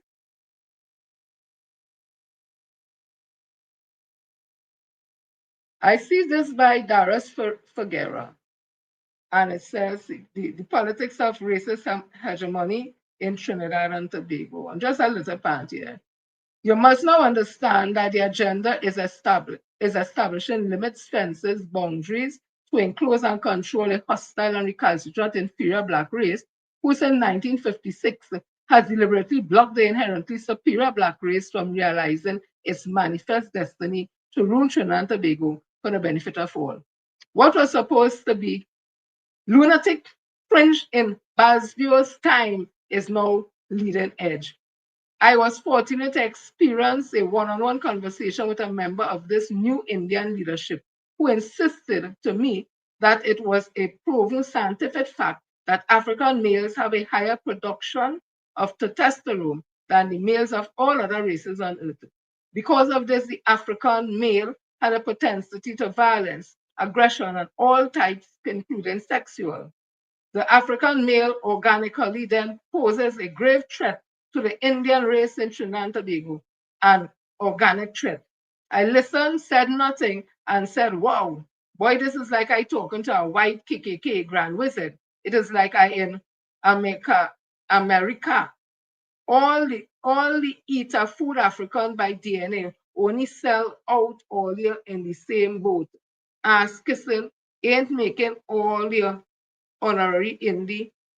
I saw it all and wrote this bookends. Imagine Olia is Stephen and Uncle Tom to a black race, slavers to a black race of slavers. Olia done, shameless, back to the source. Power, power, power to the people, black power, black power, black power. I saw it all and wrote this book explaining it all. If you're interested, you misread the chapter on H. You must read the chapter on HPC.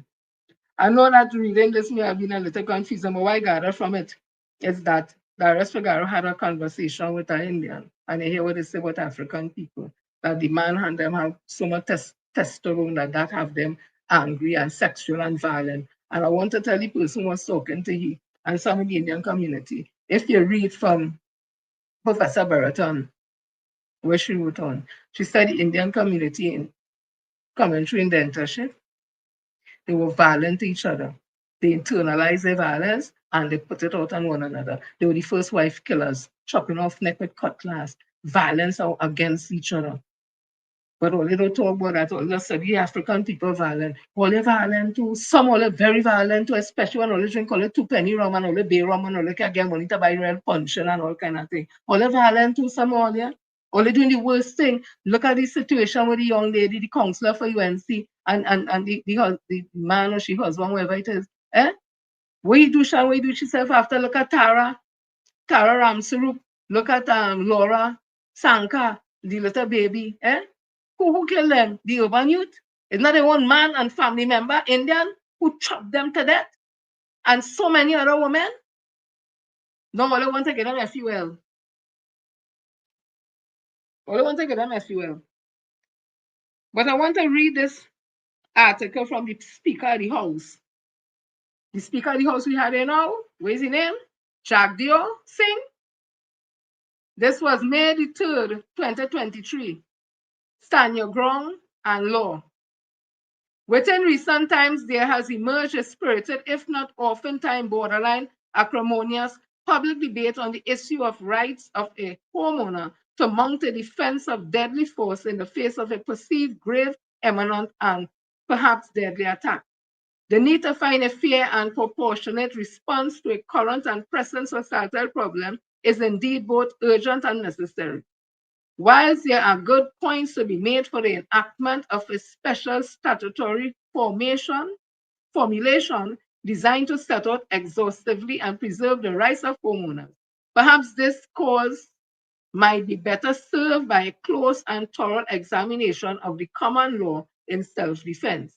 In this instance, there is no need to proceed on what may amount to an ill-conceived legislative dash to enact specific provision which already forms part of common law. The conceptual core of the notion of stand your ground lies in the principle that a person does not have an obligation to retreat in the face of a grave and imminent attack. Rather, this principle allows such a person to use proportionate amount of force to repel and resist a perceived deadly attack. The principle has its roots in the Castle Doctrine, which allows a homeowner to use deadly force to repel a trespasser whom he believes poses a threat to himself, his family, and or his property. In essence, the stand your ground principle is based on the core notions of necessity and proportionality. In my respectful view, the common law in relation to self-defense has at its heart the underlying fundamental notion of the stand your ground principle.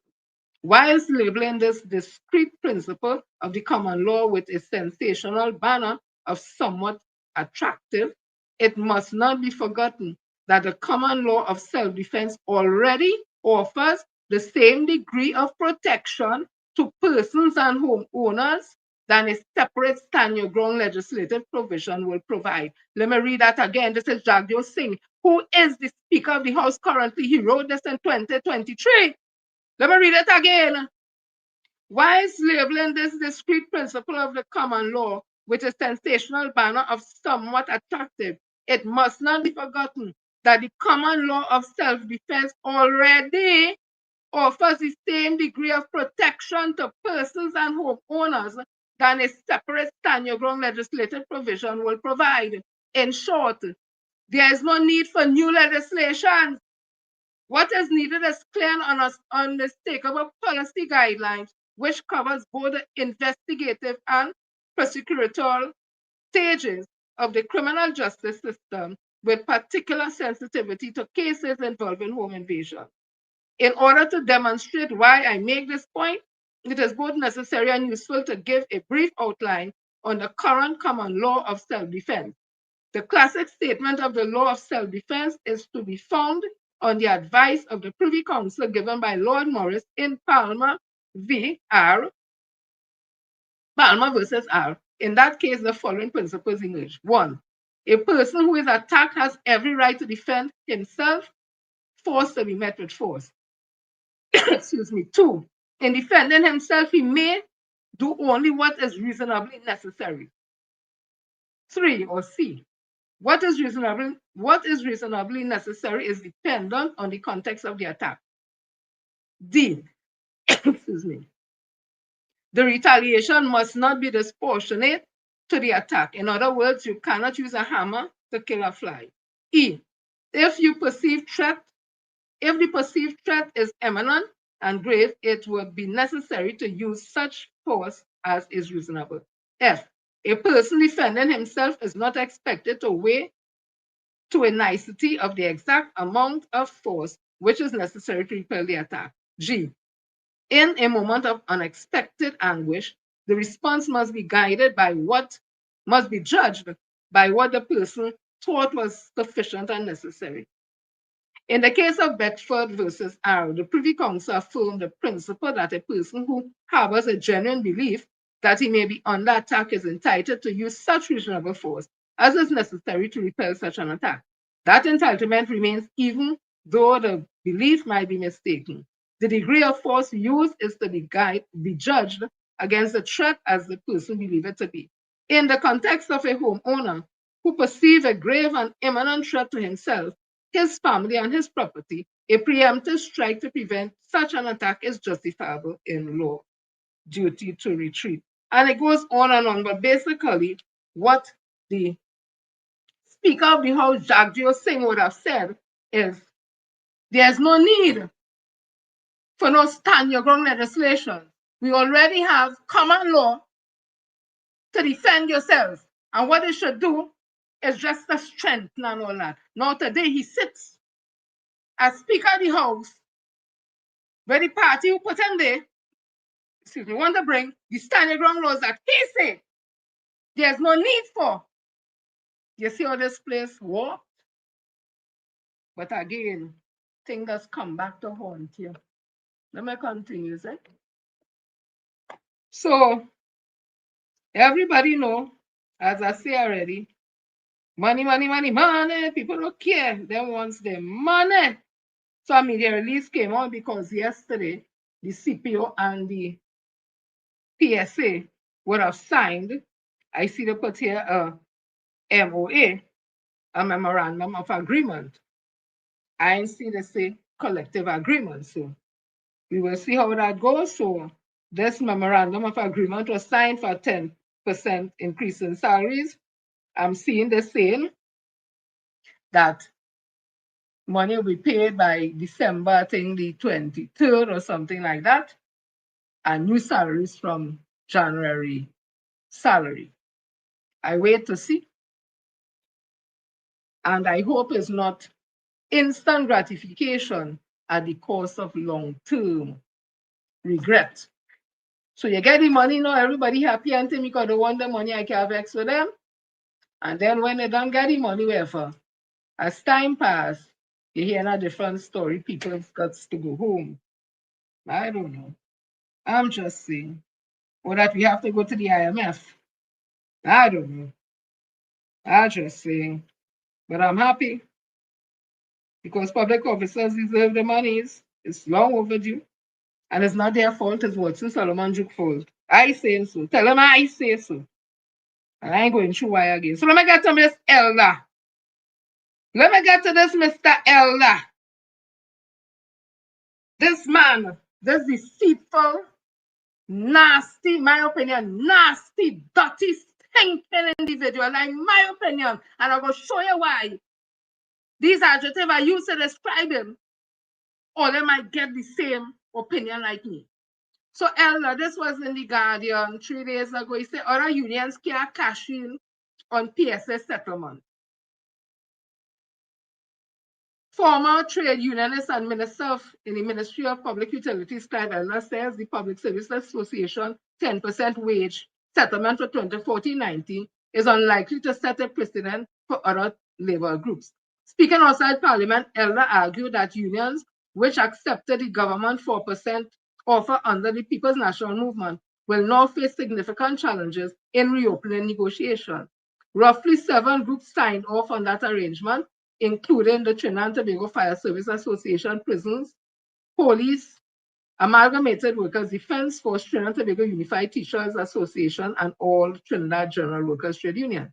Elder said the government has fulfilled its commitment to the PSA, a union he described as having strongly backed the United National Congress and having been victimized by the previous administration. He acknowledged that the settlement could have wider implications, but stressed that unions bound by the 4% agreement had already committed their members to these terms. I leave it at that because I wanted, the PSA put up a fight, they put up a that struggle, they fought for the party, the UNC, and today, because of that fight, they are seeing the rewards. So you can't say because I didn't fight, but PSA fought, and I want now to get the benefit of what PSA fought for. Let me tell Mr. Elder something. Mr. Elder is a dog. Mr. Elder, you're a dog. Because when you was a union leader, you wasn't saying them things as a dog. So now unions have to join politically with a party in a country to get something for members. Well, then what is having union for? Let people negotiate for themselves. That is why when the man said, I was like, I wonder what is he's talking about. The president of the Estate Police Association, this is what he said. The Estate Police Association has been punished for not joining coalition of interest, claimed the president. Well, he can afford to say, based on what you said, Mr. Elder, honorable. That is true. So PSA is getting That not because they negotiate faith, not because they sit down in good faith and negotiate faith, not because they went before the General Council and got a mandate from the General Council, but simply because they were campaigning for the UNC, or they give them that. And you come out brave and talking about it, Mr. Elder. You're a real dog. You're a dog. I say you're a dog. You as a man fighting for TSTT workers. So listen to this before I go to and show you something. So Clyde Elder comments spark union backlash over wage fairness. A growing chorus of trade union leaders are denouncing recent statements suggesting that only politically aligned unions or those that pursue litigation should benefit from improved wage offers, warning that such a shift threatens to destabilize the country's long-standing industrial relations framework. And that's what I'm saying. I put up on a post today that any industrial relation practitioner worth the salt will never say what PSA did there was negotiation. What PSA got was political favor. And that is what Elder, who is a minister, is saying. Political favor, not because they negotiate good, not because they talk good, not because they bring no information, evidence, and justification. It's simply because they support the UNC. So Felicia Thomas is being rewarded. And by extension, the public officer, well, by the way, only one thing to go on in this country. I'm glad for it. The backlash was triggered by comments from Minister. Look, come now, man. Not this one. Not this one. Not this one. Not this one.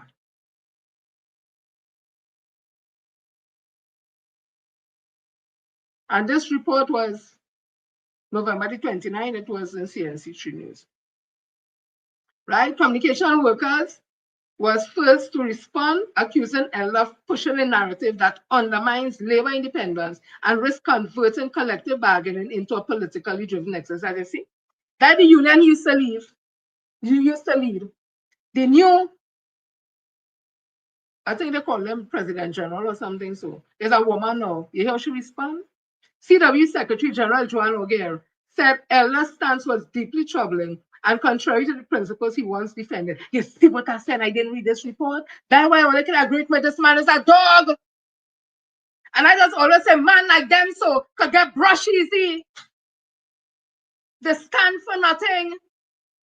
Nothing a consequence more than money. That's the opinion I give him. Look, the woman saying, she ain't saying he's standing for money. You know, I'm saying, based on what she said, she says deeply troubling and contrary to the principles he once defended. No union leader, past or present, should imply that workers ought to be penalized because the union refused to align politically, O'Gare said. Miss Lady, I don't know you. I always tell that woman in the union don't have a voice, but I love how you talking. If I see her, I don't mind if I could shake your hand, Miss Lady. Miss Joan O'Gare, I don't mind. I will shake your hand if I see you in the road, Miss Lady. You talk like a champion there, boy. That is union leader. Let me continue. Warning that such a mindset opens the door to political coercion disguised as industrial policy. She added that when labor leaders appear to support state agendas, it erodes workers' trust and creates conditions ripe for conflict. That concern was echoed by Estate Police Association President Derek Richardson, who described the suggestion of selective increases as a dangerous deviation from national compensation norms. He argued that segmenting workers by administrative category or perceived political loyalty sets a precedent that could fracture the public sector. Compensation should reflect duties, responsibilities, and the cost of living, not participation in political or strategic alliance, Richardson said, adding that excluding state enterprise workers, many already earning below market rates, could only deepen inequalities. Prison Officer Association President Gerald Gordon also rejected Elder's remark, calling him fundamentally unfair. He said unions like his accepted the previous 4% settled under cohesive conditions, including the threat of a decade-long tribunal judgment, not because the offer was just. So now hold those decisions against us is unjust, he said, stressing that the POA, Prison Officer Association, is not seeking to reopen past agreements, but expect timely negotiation for outstanding periods. Going on that implying only certain unions deserve better adjustment, risk creating division within the labor movement, and disregards the sacrifices made by frontline officers. Steelworkers Union President Timothy Daly added to the criticism, saying that the claims that political alignment could influence wage outcome is deeply troubling and contradict the very foundation of collective bargaining. He cautioned that reducing negotiations to political reward or punishment would encourage a culture of collective begging rather than principled advocacy. Bailey noted that the PSA recent 10% settlement achieved through negotiation and action now forms a benchmark for other unions consistent with long-standing custom and principle. I want to tell you, Mr. Bailey, I have something wrong.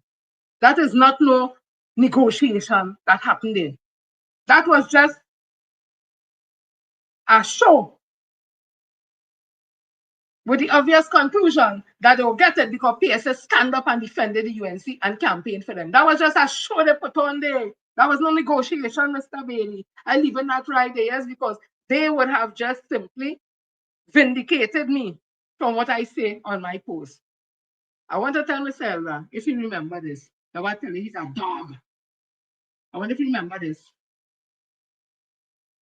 Wait.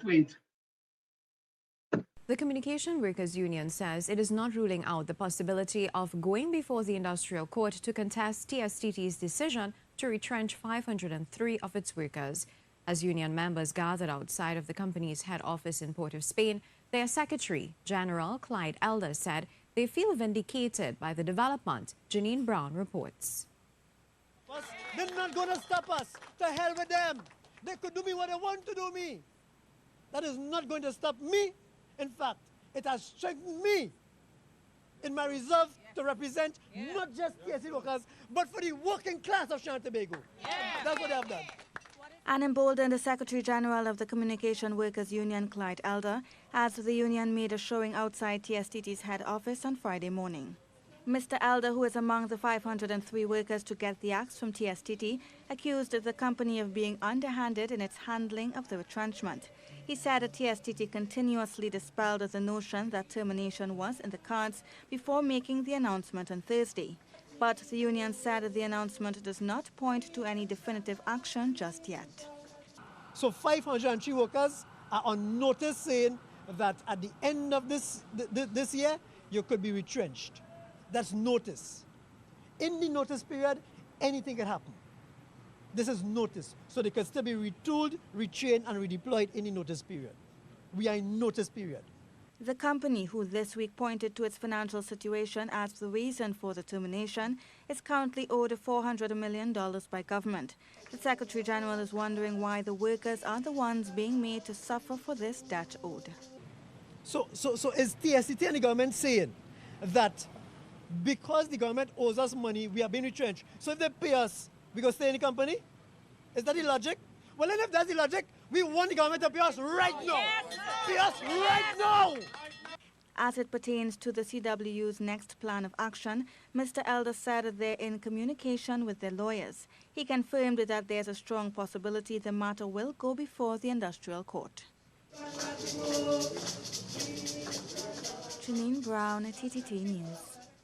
Minister of Communications Stuart Young says government is not engaged in union busting.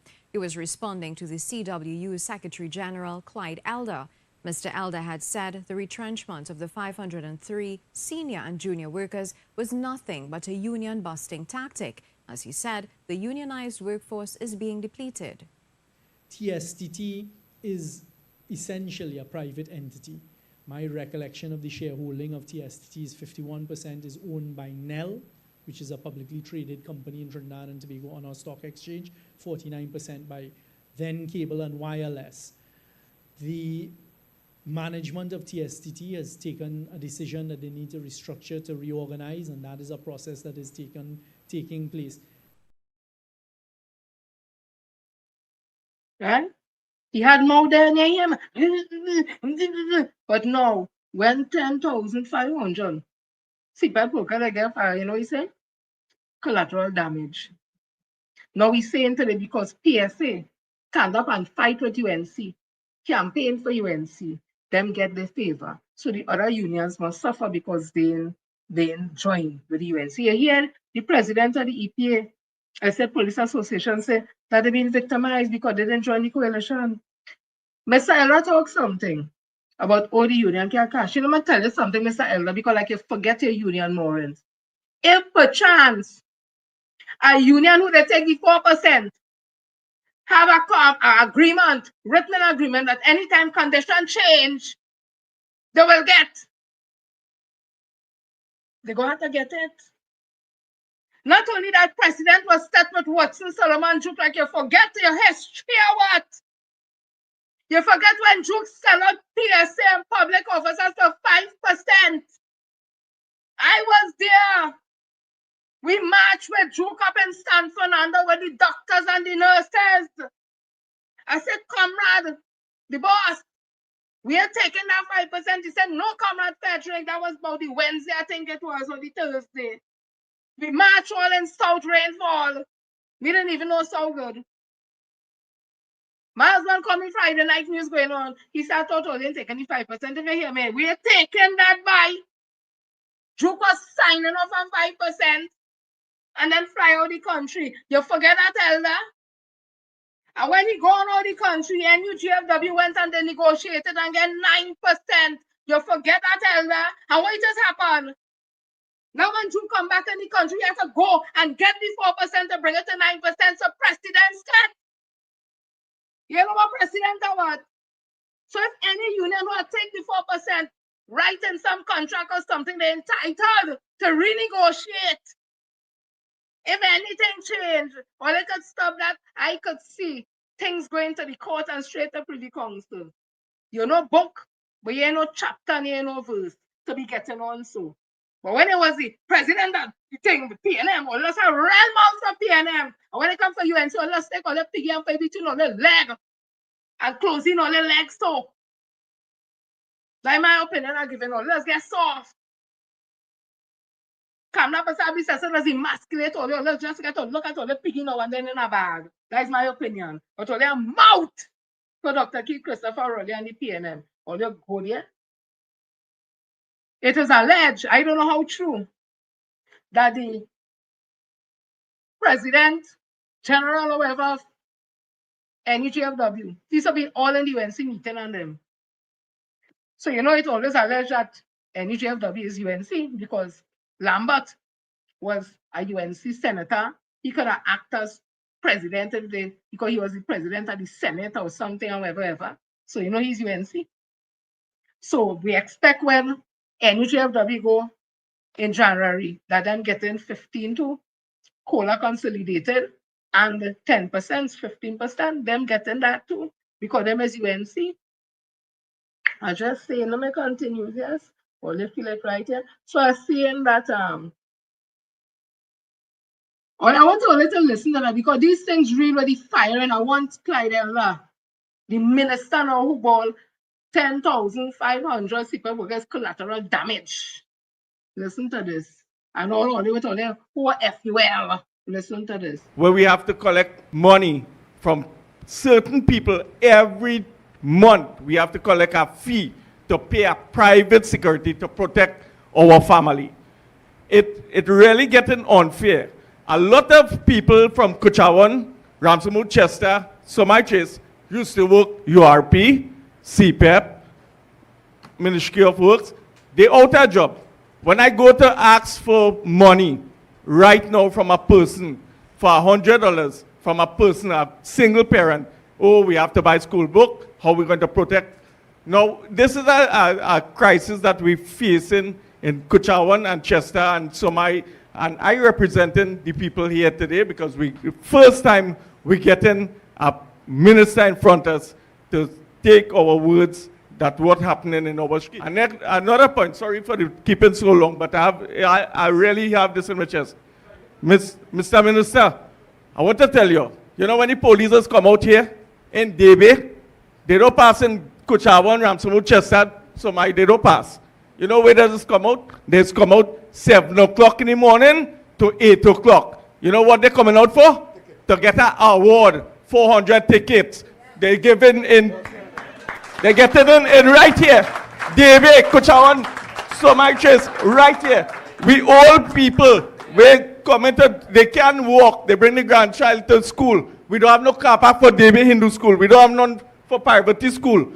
When they come and pull aside, you know what they do? Come. The man can come out of the car. Come, bring a license, bring a permit, and take it. That's what they're doing. That's them work. That's what the police and them doing in the day. Right? So all they feel is just the African and the East-West corridor who feeling it. He just brave to come out and talk. They're feeling it. You know, if he's a money lender, he does. I don't know what it is, but the way he say when he go to them for the money, they don't have whatever it is because they used to work in European CPEP and them things. Them feeling it all. They feel it's only African people, East-West corridor, single parents alone that's work URP and CPEP all that. He feeling it too. He had the trace he called Guchar and all the Davy and thing. They're not a big African community, the Indian community. And the pundit talk about, oh, we does make 14 or 15 children. Who does make more children than all you? African people have made the most money about 4 children, 5 children, whatever. Who does make 14 or 15? Or let's forget the time when there's 10 African women whom in this country so they can't make children and leave Indian women whom they can make all the children. Or let's forget that time in we history. Or let's want to talk the thing. That's right in we history. When they want to talk about who does make 15 and 14 and too much children. Only African women does make all them children. Indian woman does make them say that trend too, and sometimes the man in mind and the trend on them. The man only drinking rum and in hammock hole there, rocking. And the poor woman had to go to look for thing, where there's a little split piece thing and a starter for the trend and them and pull some badgie where they have growing in the thing and do down some badgie there or chunky there, melange and thing for the trend and them thing. You feel it's only African people alone? Talk about the realities in some of the Indian communities too. We're human beings at the end of the day. We have experiences, we have different cultures, but the experiences are the real. Only always want to bring down African people, and some of the African people to get up and blast us, stand up and be proud of the blast themselves to Nana people only drag we down. So I say reason. Anyway, let me leave that alone. Let me continue. So this is what Commonwealth had to say about the 10%, because he was Minister of Finance at one time, so he would have an idea about this whole thing. Hi. How are you? Happy to see you outside. Now I want to ask, the $3.8 billion that the PSA's 10% that they accepted is going to cost Trinidad and Tobago. As former finance minister, how do you think this is going to affect the economy? Where did you get that number from? That was something that the CPO would have revealed last evening. Yes. Yeah. He said 3.8 billion? Yeah, that's what he said. said. I'll have to check that myself first. But let's assume that that number is correct. If that is extended to all public sector workers, because this is an agreement that is going to cover 15,000 workers. In the public service, you have between 75,000, public sector, between 75,000 to 100,000 employees. So you're talking about 5 times more, maybe 5 times more. And I would expect all of the trade unions to ask for the same amount. So I would not want to comment until I look at the numbers carefully. But you're looking at the end of the day, if all public sector unions get the same arrangement, back pay of maybe 20 billion and an annual additional expenditure on wages of about $2 billion. Okay, but I don't want to comment anymore until I look at the numbers very carefully. Okay, thank you.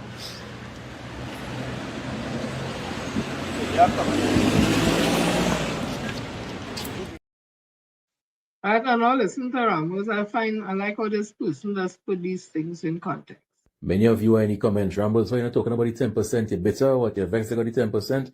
Let me explain why I didn't talk about it before. I was waiting to hear where the money was coming from. The question we still haven't gotten answered yet, because the issue was never whether Imwood could or couldn't have given the 10%. He could have if he really wanted to. The issue, as I understood it, given where the revenues were for Trinidad and Tobago back then, where it is currently and where it's forecast to be in the foreseeable future, a move like that would have had a negative impact on the economy.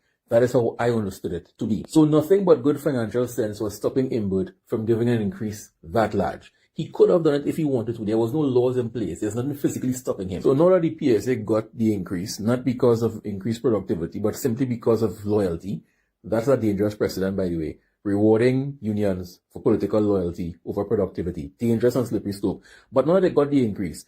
I was simply waiting to hear where the money was coming from. Because it ain't no small sum, you know. The government now has to find a one-time payment of $3.8 billion. That's more than some ministries' entire budget. They have to find that from wherever they're digging it out from. And then an ongoing cost to the state of $420 million. And you can tell that bullshit is afoot because where the money is going to come from seems to be top secret. Every time the media meets them somewhere and asks them where the money coming from, you go see. Wait and you go see. Where the money to pay is coming from. You'll find out soon enough. You sure you don't have any hints for me there? Because clung thing, right? Because when in Trinidad and Tobago's modern history, have you ever had to chase a government to hear where the money coming from? It was always a case of you listened to the budget and you heard exactly what was said in the budget, and it's either you agree or you disagree. That is how I know it to be. All of a sudden, it's top secret. And it's not to say that election is next month and they're in opposition, so they don't want to say what is what and play their hand so the government can take the idea. You all are in government. There's no risk of that. What is the secrecy? Finally, you want to know how I will give Tanku props? I will give Tanku all the props if they manage to do this without raising the budget deficit, because Inwood could have done that, but didn't, because it was bad for the country. Going to the World Bank, because Inwood could have done that, but didn't, because it was bad for the country. Going to the IMF, because Inwood could have done that, but didn't, because it was bad for the country. Going to the IDB for a giant loan, which she could have done, but didn't. Take a guess why? Or going and interfering with the Heritage and Stabilization Fund. Make that 10% happen without doing those things, and then I would say you're a genius. In other words, that 10% has to come from our current revenue stream. It can't be borrowing to pay. We can't borrow to gamble. That money has to come from where you said it was, when Inwood said it wasn't there, and you say, yeah, the money there. He doesn't want to give away it because he's wicked. That money had to come from right there. Don't borrow the money from nowhere, because he could have done that, but didn't. Anything outside of that is just your kicking the can down the road. That's all. That's easy to do. It's easy to run a bigger deficit and pay things now, not knowing how you pay for it. The only way I see this happening is if maybe they overinflated certain things for the last budget, certain ministries and different divisions was an overinflated cost, and now they're going to siphon money from these places to pay that $3.8 billion. It's either that, or maybe the US promised them some money for our help in the war against Venezuela, and they're banking on that money, because I don't see how with our current revenue stream, you're going to magically find $3.8 billion. Even if you float bonds, you're still going to be short something, unless you plan on taking some money from Republic Bank and taking some from FCB. Either way you take it, you can see what the top secret. So far, everything is either top secret or a lie. And then there's lie in your face blatantly like, yes, I know I said the US troops weren't here, but now they're really here, they never left. Yeah, blatant lie. Right? This is for them union and them. It is abundantly clear that the trade unions have turned their backs on the working class of this country and have pledged their loyalty to the United National Congress. I have never seen before in the history of this country where a government will come into office and with only 2 months fired near 20,000 people and the trade union remains silent. With the exception of Michael Anisette, the trade union have remained silent. You all asked the people to come out and support you all during the general election campaign. They came out in their thousands. You all asked them to support you all on Labor Day. They came out in their thousands. But when the people need you all most, or needed you all most, not a wink, not a word, not a press conference, nothing of the sort. I am sure our forefathers in the trade union are turning in their grave individually and collectively at what they are seeing, because I am sure they have never envisioned for the life of them that the trade union would have been compromised to this point. The trade union has always been a people-centered union. They have always been people-centered, but for some strange reason, because of greed and self, they have compromised their core principle. So what are we to expect from these people going forward? Absolutely nothing. But if it's one thing they will always sing in your ear, when the UNC win, exactly who wins? Yeah, That's them union and them who don't stand for nothing. So the petroleum workers, this was in the Guardian. Former petroleum workers were buoyed yesterday by news that the government intends to honor previous agreements to allocate them land and reopen their medical centers as a refinery review committee prepares to deliver its final report on the Pointe-a-Pierre refinery restart this week. Scores of former casual, temporary, and permanent workers gathered at Korea Fuel Trading Company car park as the OWTU Oilfield Workers Trade Union marked the 7th anniversary of the closure of the refinery and the mass dismissal of all petroleum employees, which people get money for. They don't say that part, they get money, you know. You'll swear they send home all of them, they never get nothing. They don't mention that part at all. It's just like saying Dr. Rowley take a big salary for himself and don't mention all parliamentarians just get that big money too, and 900 plus senior public officers. They don't mention that part neither. So they always make you believe that petroleum employees, legitimate employees, then would get nothing. The controversial restructuring of the previous People's National Movement administration have ended TNT's refining operation. But as Minister in the Ministry of Energy and Energy Industry, Renaissance Cesar addressed the largest union gathering in years, optimism returned. Cesar, former WTU branch president, said that although 2,814 former workers have applied for land settlement agency for parcels owned under their separation agreement, only 238 have received letters of commitment, and none had yet received land. Following recent meeting involving Prime Minister Kamla Persad-Bissessor, Milan Munilal, OWTU President, and Sir Roger Cesar was instructed to prepare a comprehensive report for all former workers for cabinet approval. I'll leave that there. So I'm happy for them. They get in the health facilities, and if they get a land, because currently people get a land, so if they get a land near a time, I'm happy for them. My thing is refinery. Is it that the union is going to get a refinery, or is it simply making sure they get the land that they had got commitment for one, and the medical center open back and all that, or is it a refinery? Because I was reading what is a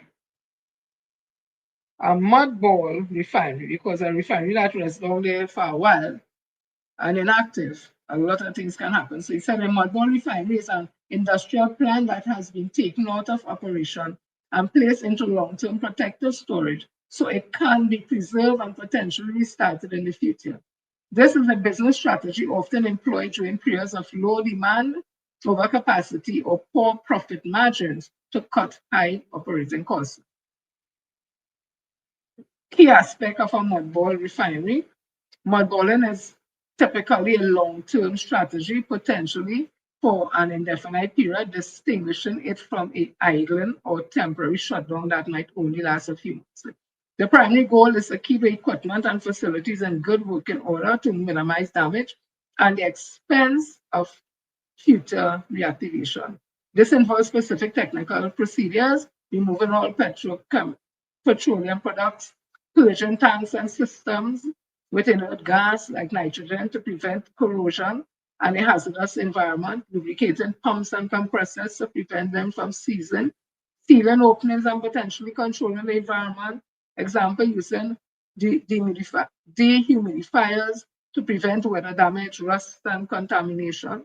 The facility is not decommissioned or scrapped, but held in reserve, allowing the company the flexibility to resume production quickly if market conditions improve, a buyer is found, or demand spikes, right? Reduce costs by shutting down systems and potentially disbanding operation teams. Companies can significantly reduce operating expenses while preserving the capital value of the assets. Now we know, I would have read somewhere that refineries all over the world, they pay out in terms of salaries and wages and all those things, perks and all that is like 34 something %. in Trinidad in Petrotrin was 54, 50 something percent. And also, Uvashri Tiwari Rupnarayan would have done recently where she drives straight through. They say supposed to keep that compound safe and thing to make sure people didn't take out equipment and all that. She drives straight through the whole compound of Petrotrin all over, no garden stop, she nothing at all. So how secure is that? That place has been for the past 7 or 8 years or whatever years it is. How secure has that place been? So to restart a mudball refinery is very expensive, potentially costing hundreds of millions to over $1 billion, including costs of repair, upgrades, and initial crude oil purchase. And you know, we don't have enough oil to really, I think Petrotrin needs about 190,000 barrels, if I'm not mistaken, of crude oil to really to refine in order to make a profit and all that. So we have to be buying most of that on the outside market to bring it to refine and then after sell it back. And then if you have that company down so long and not have the upgrades happening and the things that they said that you should do, it means to say you have to start from scratch. Where they getting money for that? But we had Jindal down here, the city man in corruption or kind of thing, run the man. Then Oando, the Nigerian company, come to invest so much billion or US $1 million into Petrotrin. They were bringing oil from Nigeria, everything. They run them too. So where they getting that money from? So the estimated restart cost of one refinery was approximately US 1.15 billion, which included US 500 million for the restart itself and US 650 million for 3 months of crude oil. The costs vary significantly depending on the age of the refinery, conditions, and required upgrades. And we know Petrotrin out there a long time, right? So I ain't going on and on. So let me see how that go. Where they get any money from, but I'm glad for them they getting the way you call the thing, the land, and whatever me go. They ain't go vex with nobody for that. Yeah, like all themselves. So this is my member of parliament here speaking recently on listen to this. You see, there's a lot of false narrative taking place with respect to Petrotrin. 2011, Petrotrin made a net profit of $2.4 billion. In 2012, it dropped to $1 billion. 2013, the profit dropped to $15 million. By 2014, we were now in a loss of $201 million. By 2015, the loss had turned to $1 billion. We also had to deal with 2 bonds coming due, $850 million US and $750 million US. So almost 12 billion TT dollars coming due in a company now that had these losses and was insolvent. I showed how in the UNC period they dropped the production of oil by almost 40,000 barrels of oil a day, but they pretend that didn't happen. So if you have to import oil to put into a refinery, it makes no sense. If the uplifting cost, which is the cost of taking the oil out of the ground, was costing more than the sale price you could get of the oil, how does that make sense? We restructured it. So there's TPHL, Trinidad Petroleum Holdings Limited, which is the holding company, which is the parent company of Petrotrin, Heritage, Guaracara, and Paria. Paria brings in fuel for Trinidad and Tobago and the region. And today, Heritage, which is the exploration and production company, as a result of the new management, as a result of new techniques, new tooling, etc., is declaring net profits in the billions. P&M style.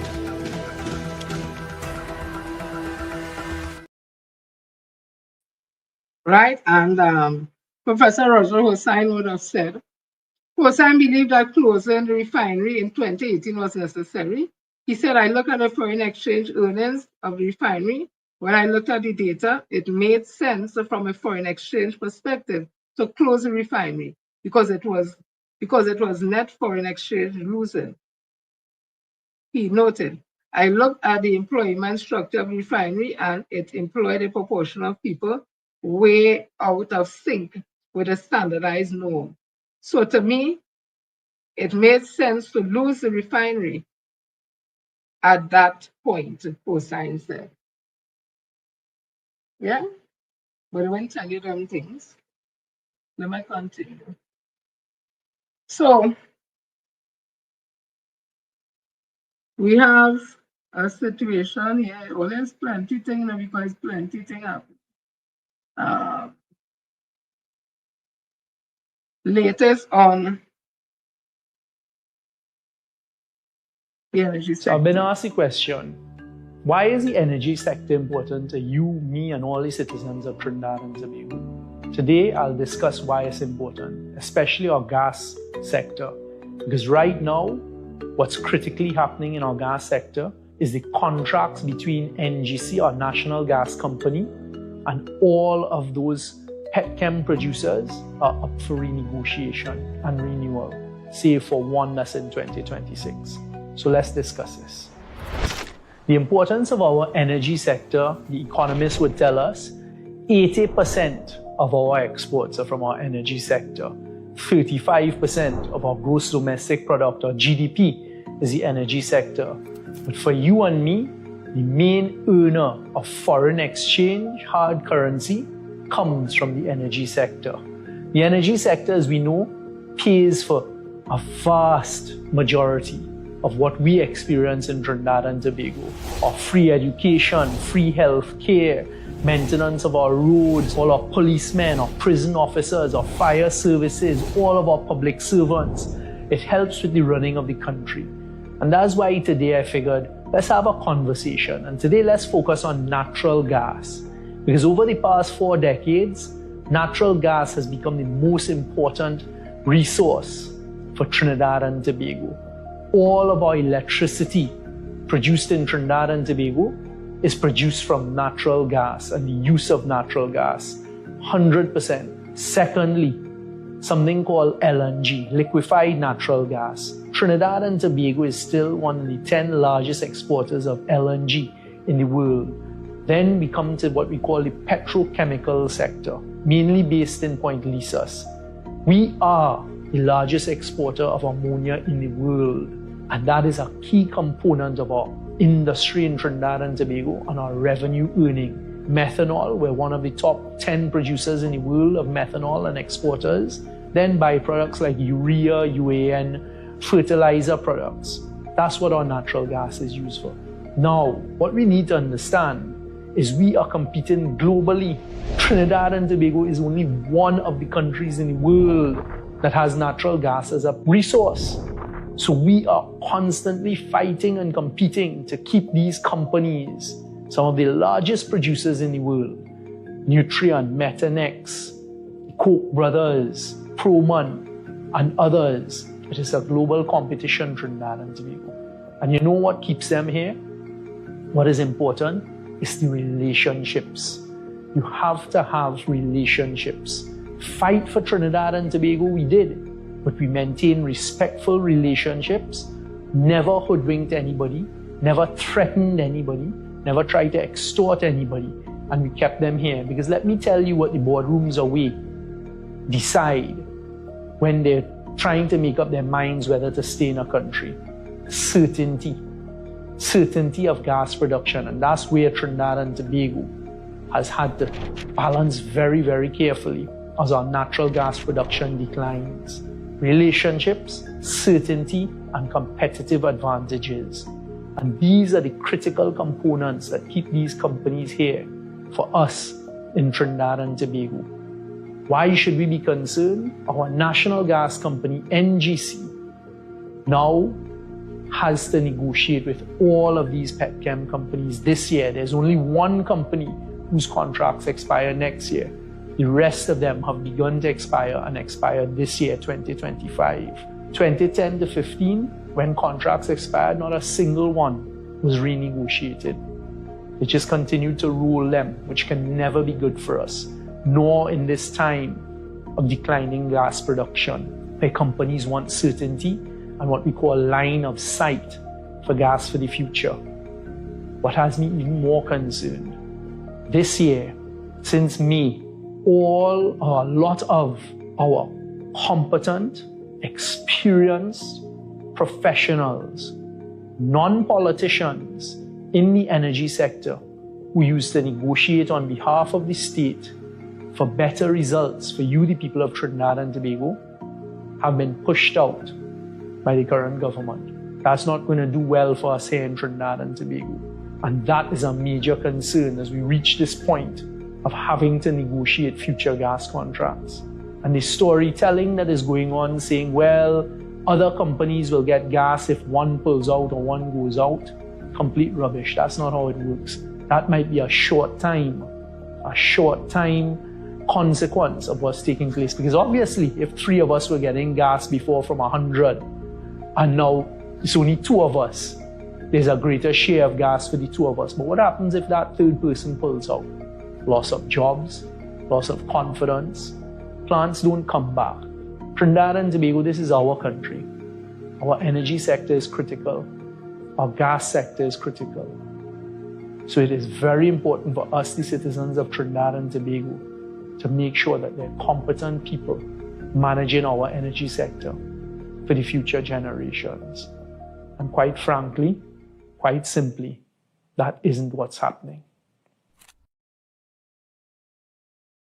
Right? Voice of reason there.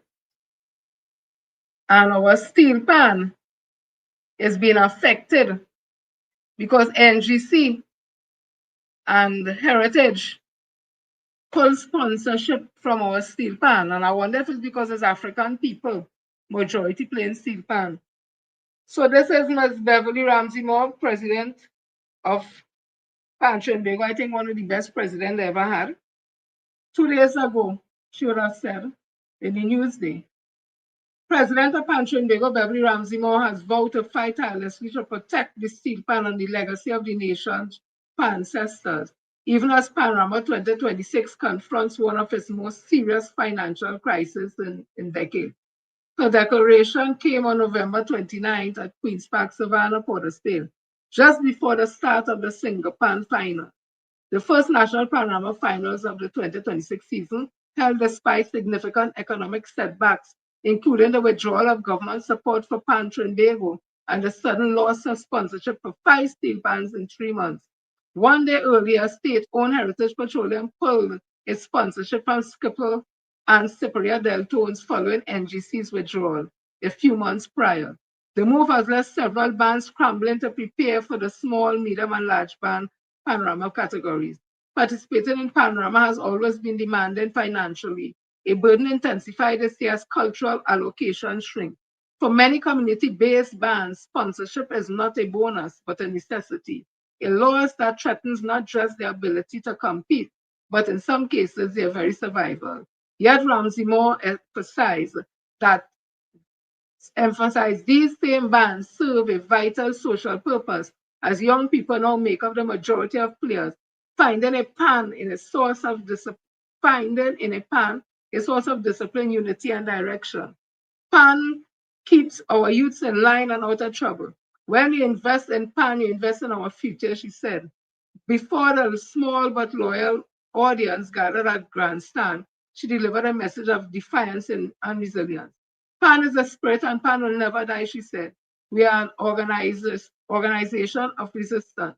Nothing could shake us, despite the challenges our bands are facing, we overcome. The Singapore final pushed ahead, rolling into the early hours of November the 30th. Out of the 48 bands that auditioned, the highest number in recent years, 25 secured places in the finals. Defending champion San Juan East Side Symphony again proved unbeatable, capturing their 9th single pan title and unchanged first prize of $275,000. She continued with the conversation, and I also want to add to that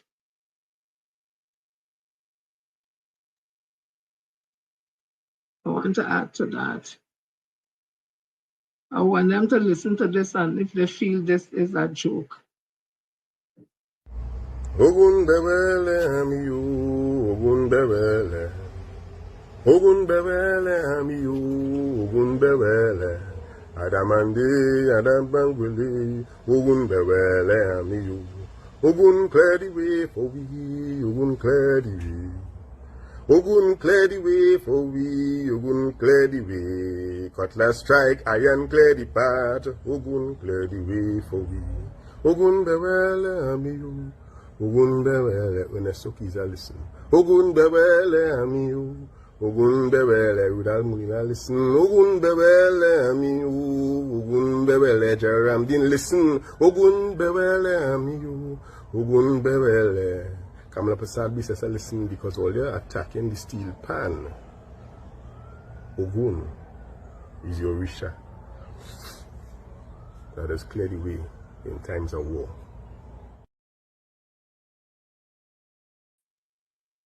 Listen to the Pope. I remember when he was. Pope Francis met with the recently appointed president of the Republic of Trinidad and Tobago, Anthony Thomas Aquinas Carmona, who came along with his wife and children. The atmosphere during their Saturday morning meeting seemed relaxed right from the start, but perhaps the most entertaining moment came when the president gave the Pope his gifts. And this is the recipe to make cocoa tea. Our cocoa is considered to be the best in the world. These are cocoa blocks. Yes. Then the president gave the Pope one of his country's traditional musical instruments, which both leaders seemed to enjoy.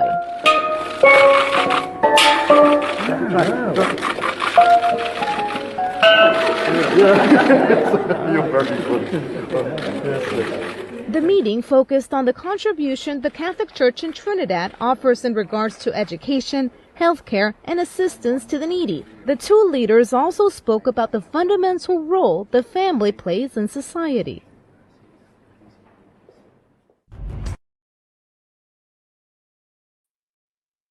Let's enter this one too. I did a video about this topic over a year ago. And while some were upset with me for saying that TASA cannot be considered a national instrument, I stood by historical facts, not he say or she say, no emotions, but historical facts. Because everyone knows that the TASA was not created here. As a matter of fact, it was not even created in India. It was created in Persia. Its original name was Tashia. I said this in my previous video over a year ago. So when Dr. Jerome Tilak Singh wants to put the TASA on the coat of arms, I take umbrage to that. Because to me it comes like copyright infringement. Why would you take someone else's creation and put it on your national emblem? When you have a national instrument, which is the steel pan that was literally created here, these people have their personal agendas, their personal axe to grind. Don't fall in that. Yeah, that's a little of that. But when I think of it, as Ms. Beverly Ramsey Moore said, President Pension Day, there's a lot of youths playing pan now. A lot of youths, they go to the pan and they learn music, discipline, togetherness, all that. You cut funding from them, so a lot of youths, the bands may not be able to take part as they should and have programs for the young people. You send them 10,500 CPEP workers. Most of them, they pay, the children that play pan too, them that play pan too. Mostly people of African descent. URP workers, reforestation workers. And it continues, you cut and slashing thing all over. And now you want FUL.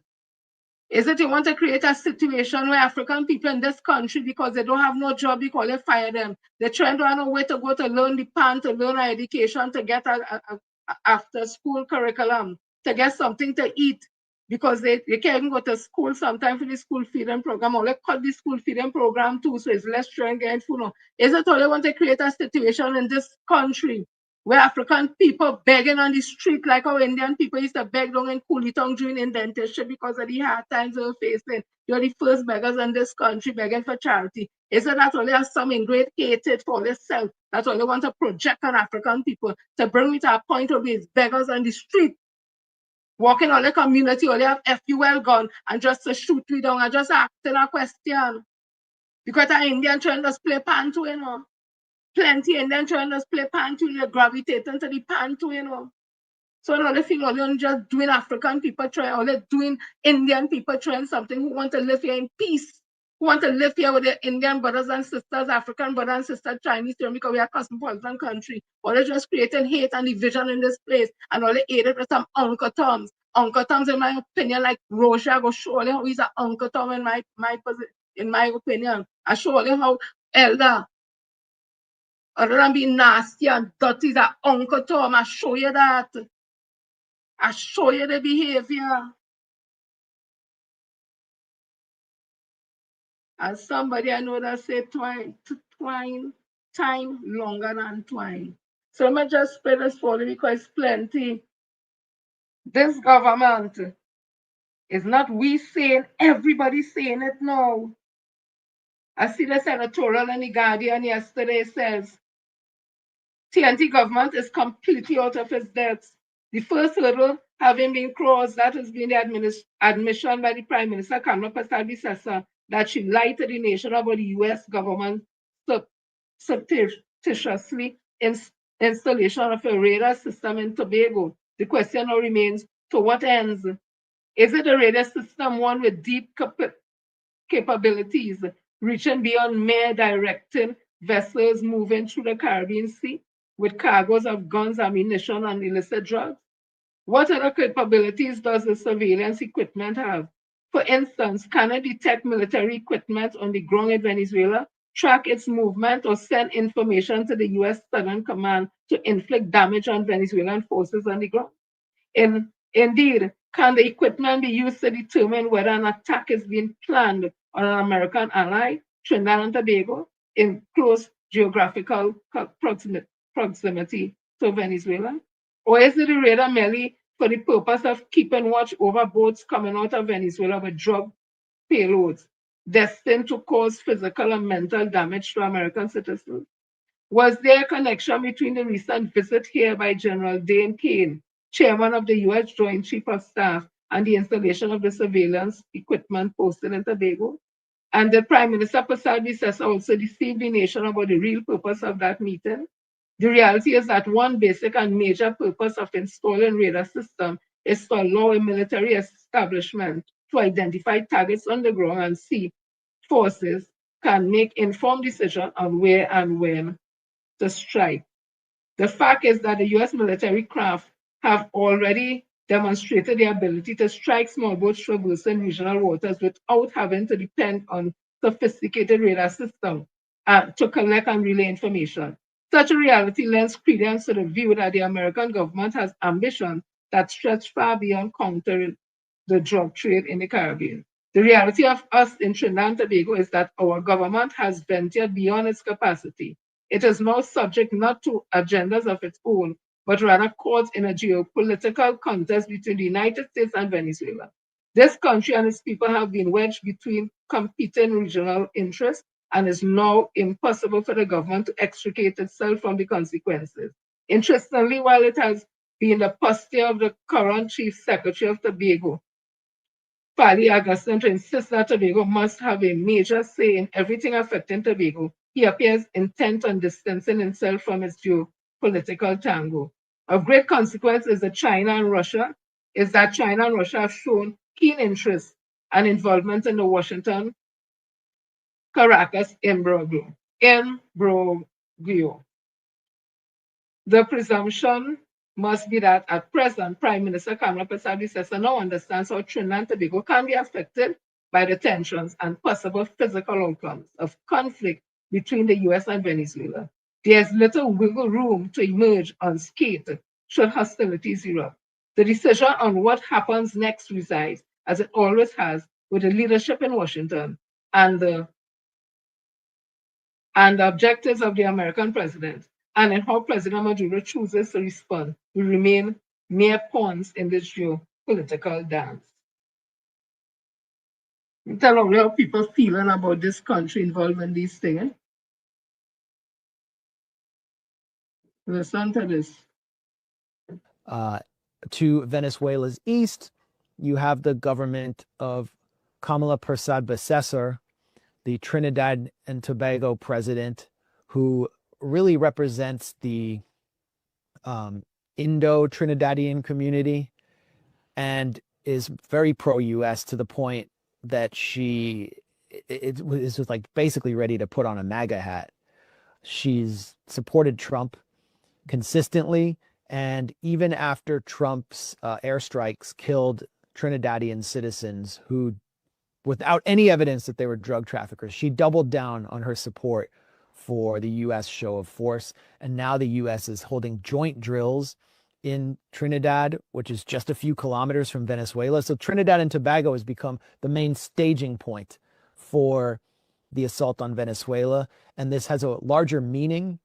The U.S. is for a generation or several generations sought to prevent the regional integration of the Caribbean nations, to keep them weak and fragmented, because integration would mean they become a powerful bloc with enormous human potential and resources. Kept separate, they're just a bunch of islands that with hardly any ability to travel between one another. Yeah, that's what you're thinking about. We Prime Minister out in front. Listen to this one. Everybody knows what's going on here. There is a killer prowling the Caribbean, bloodthirsty, looking for wars, and there is no justification at all. They are fabricating a war, and everybody should stop pretending that this is a complicated matter and face the truth. The emperor is naked. Nobody dares to say it, but the emperor is naked. In Latin America and the Caribbean, as in other regions of the world, the CIA is well known for its covert operations aimed at pushing processes of destabilization, sabotage, counterinsurgency, plannings of coup d'etat, and assassinations of heads of state and government, with the purpose of installing political systems subservient to the interests of the U.S. government, puppet governments. Right? Listen to this. You're making use of all the wrong things, so listen to this. The activation of this comes with these attachments.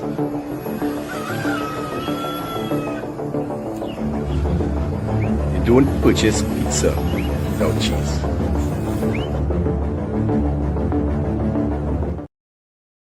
Yeah? That's where we at. Who put we there? Kamla Prasad Bissessar. I want to let her listen to this too. I'll finish it now because I'm not getting tired of this boy. This can't be right. This can't be right. And people like Rocha and them, I'll tell them, look what I go read what Rocha and them will say, who they were supporting, and I go play what he said.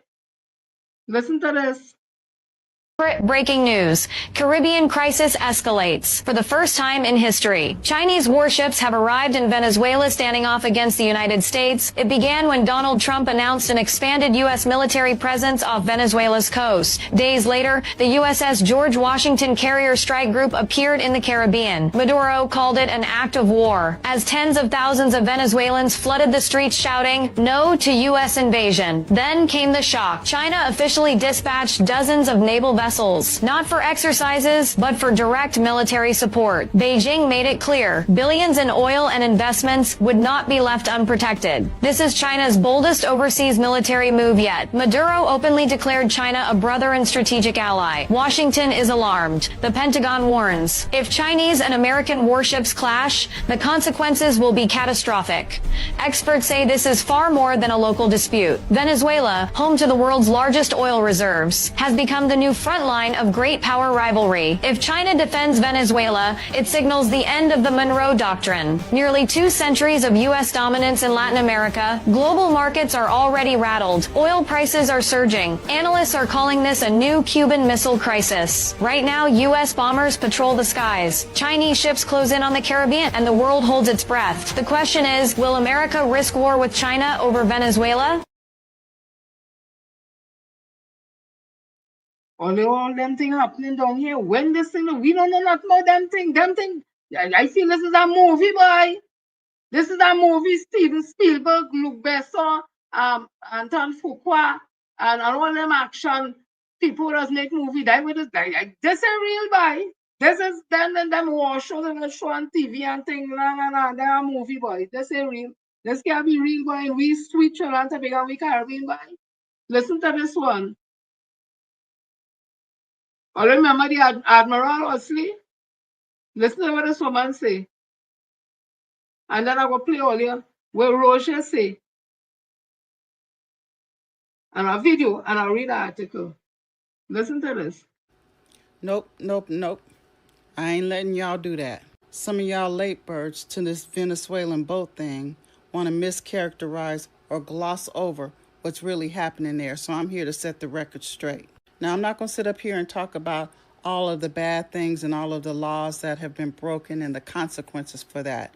A number of creators have correctly identified that. It's out there in the ether for you to get. But what we're not going to do is act like a black man, Admiral Alvin Halsey, who was in charge of the command and oversaw all military activity in the Caribbean and South America, where we have bombed those boats, didn't resign in protest.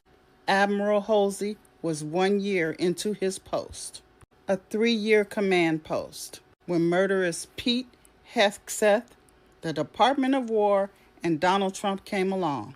37 years in the military, highly respected. It is very unusual to retire 1 year into a 3-year post, particularly when assets are being built up, troops are being sent and built up around the Venezuelan coast in preparation for fill in the blank. Highly unusual for him to step down. So I'll say what he can't say. He retired. He stepped down because he kept his oath to the Constitution. He refused to follow illegal orders. Drug trafficking on the high seas requires investigation. And if a boat is suspected of carrying illegal narcotics, it is intercepted. They onboard and they confiscate any contraband. They arrest the suspects and submit them to tribunal law with due process. They are not fired on out at sea. So he can't say it, but I can. When Admiral Halsey sat down and met with Pete Hegseth to voice his disagreement, he left that meeting and resigned. And now we know what's happening. Now y'all late birds know what's happening. This is why that video was so upsetting to criminals, war criminals in our government. A simple video reminding the military that they have a duty to the Constitution, that they took an oath to it, not to a king, is seditious behavior according to the president.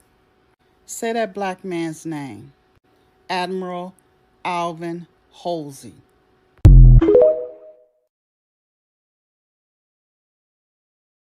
Right? I asked Roger about this. May 11, 2017, in the Daily Express, Roger unions pledge solidarity with Maduro. Beneath a photograph of late Venezuelan President Hugo Chavez, Venezuelan Ambassador Coromoto Godoy Calderon, and Joint Trade Union Movement JTUM President Ansel Roger pledged their solidarity with current Venezuelan President Nicolas Maduro and the working class outside the Venezuelan embassy on Victoria Avenue, Port of Spain on Thursday. Roger also made reference to the dark forces which were attempting to topple Maduro's government and the misinformation which was being fed to the world by mass media. Amongst those present were Roberto Bonacia, President of the Industrial Sanitation and General Workers Union, Carla Robinson, Second Vice President, Trinidad and Tobago Unified Teachers Association, tutor, Ozzie Merrick, Oilfield Workers Trade Union, OWTU, Research and Education Officer, and Vincent Cabrera, President of the Banking and General Workers Union. You want me to read that again? Roger and unions pledged solidarity to Maduro. Who are some of the president? JTUM President Ansel Roger, OWTU, Vince Cabrera and Big U, tutor,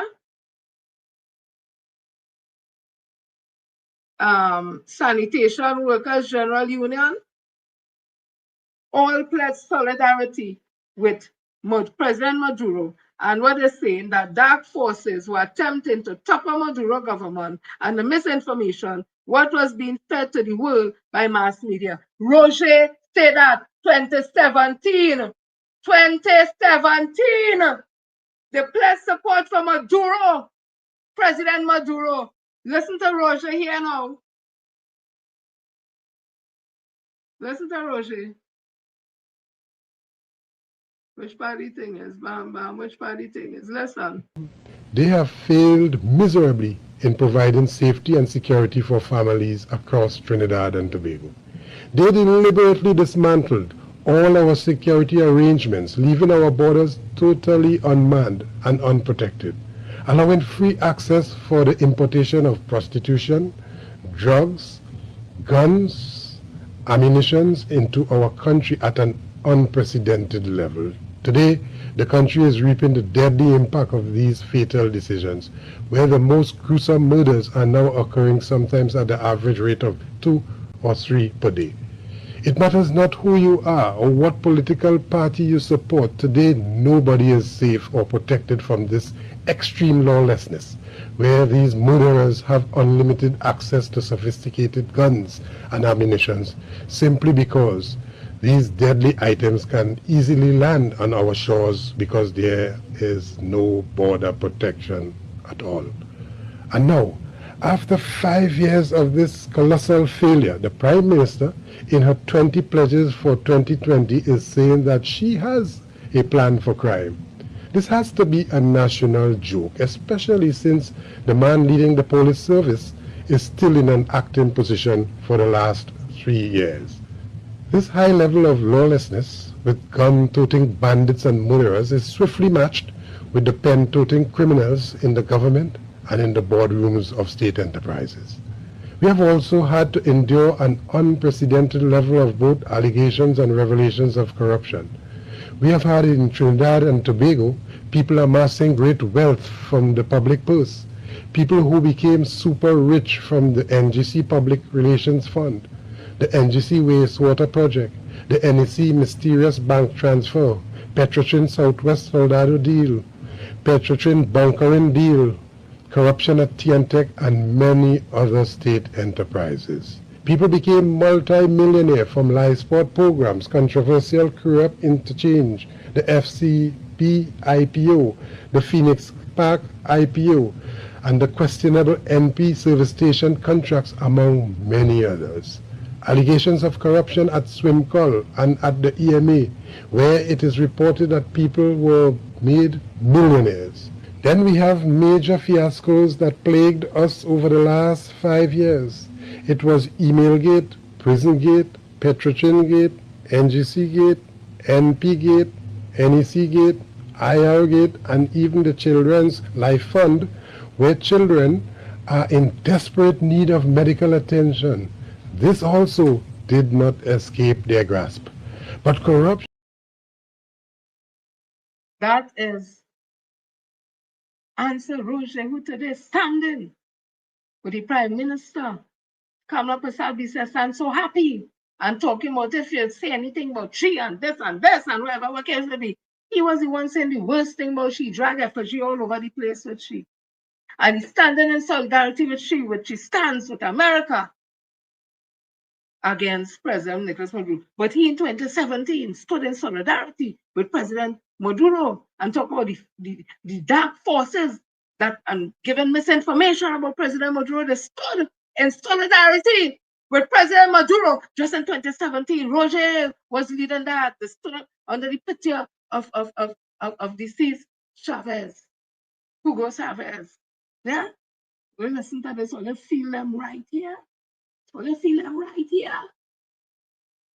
Listen to this. We don't want no war. We don't want no war. We don't want no war. War. What the hell you talking about? War. Boy, we don't know nothing about war. Tell them we don't want no war. All we want is peace. In the region, peace. In the world, peace. In my zone, yes, tell them this is a zone of peace.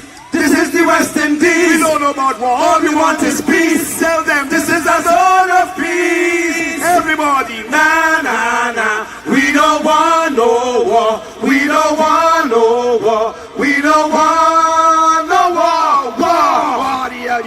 talking about? War! Boy, we don't know nothing about war. Tell them we don't want no war. Peace. Peace.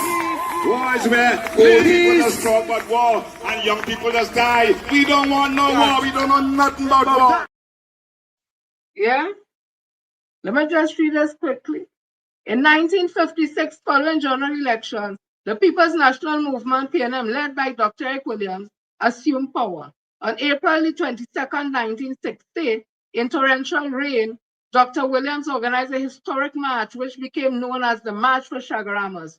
Tens of thousands of people rallied outside the U.S. consulate, demanding the return of Shagaramas to the people of Trinidad and Tobago. This powerful display of nationalism sets in motion events that eventually compelled the U.S. government to relinquish control of the area. The base was officially handed over on June 9th, 1967.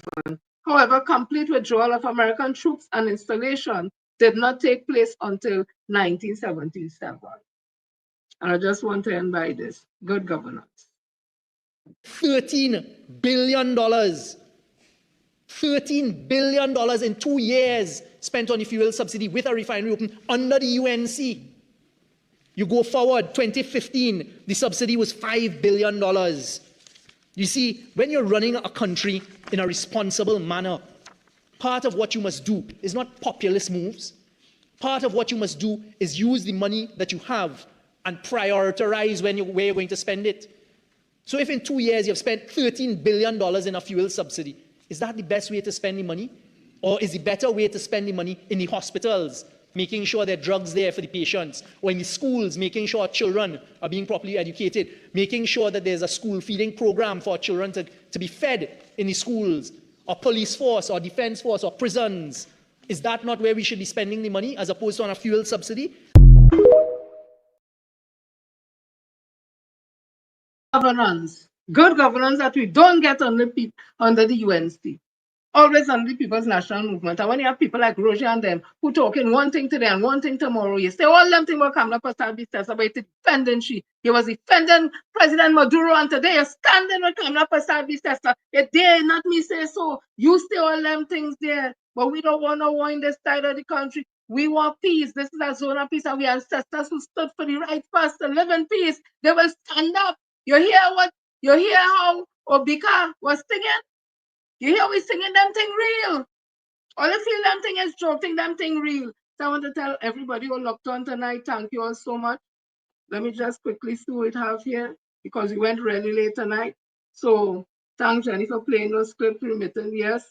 Tutong, Wayne, Mr. Gibson, Rookman, David Clark, Anon. Everybody who is there, my people's on Facebook also. Sorry that I can't call you, but I love all your bad. Molino, Benny Q, yeah, that's it. Everybody on Facebook, on YouTube, everybody, thanks for the support. Thank you so much for the support. Listen, everything that I've played here, I may give my opinion based on what I play. I didn't just give opinion about nobody just talking just so. What I say about Elder, I stand based on the things I play here and the way how he used to stand and defend TSTT workers today. He said workers who get fired, he was fighting for 500 TSTT workers. That was his right to do. But 10,500 CPAP workers got sent home. 10,000. And that man stand up to them because he's a minister and take collateral damage. Yeah? Roger who stand in support and solidarity with the people of Venezuela and President Maduro. And say all kind of things, but come up with service tester. And how she leave the borders open for prostitution and for this and for that and all kind of thing. Drag everything with all over. So they standing up and telling you, but don't talk nothing about she and whatever. And we want people to say, people can't believe all, you're not believable. The boy in Tobago, you're there with paying them all the time at that chairman, they're asking you with TPP, no, you go right down to the ground, no. And then they see you on a stage. By that wickedness, by all them thing is wickedness. This is the year of the Jubilee now. All wrongs will be set right. Not me say so. A spiritual revolution is here, It was at hand, Okay, don't make all your part right. A spiritual revolution, Papa. Thanks everybody. I love you all. See you all on Friday. Goes when I come with something fresh, something new. Just say girl Jen, Sister Jenny, Auntie Jenny. If you want to get formal, it's Miss Jennifer Frederick on the edition of the Talk Thing Unfiltered. Love you all. I don't preach hate. I'm not preaching violence. I preach equal right and justice and truth and love and togetherness and unity. This is a cosmopolitan country. All of us deserve to live here in peace and togetherness. Love you all. I go on.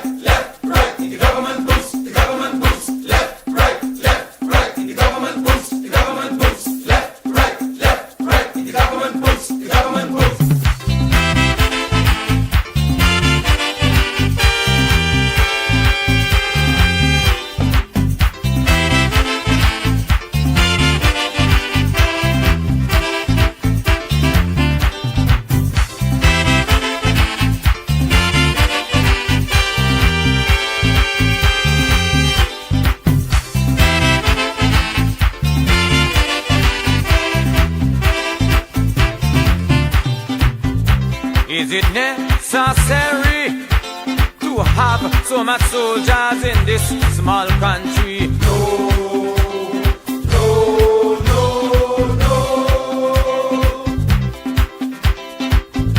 Is it necessary to shine soldier boots with taxpayers' money? No, no, no, no.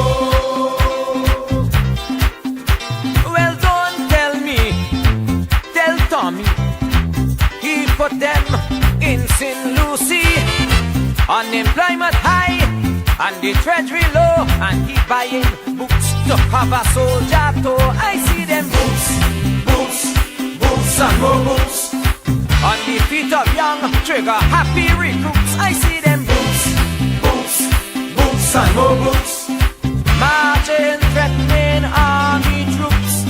Tell Tom I say that wouldn't do. Got to see about me and you, and most of all you children, and stop them soldiers from marching. Left, right, the government moves, the government moves. Left, right, the government moves, the government moves. Left, right, the government moves, the government moves. Left, right, the government moves, the government moves.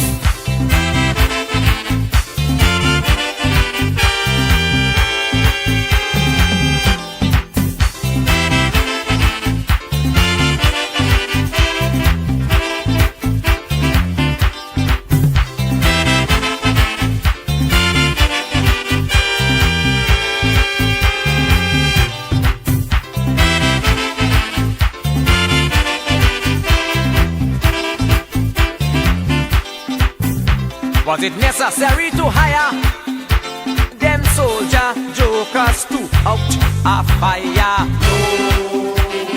No, no, no, no. Was it right to get them weapons they claim was unloaded to shoot Vincentians?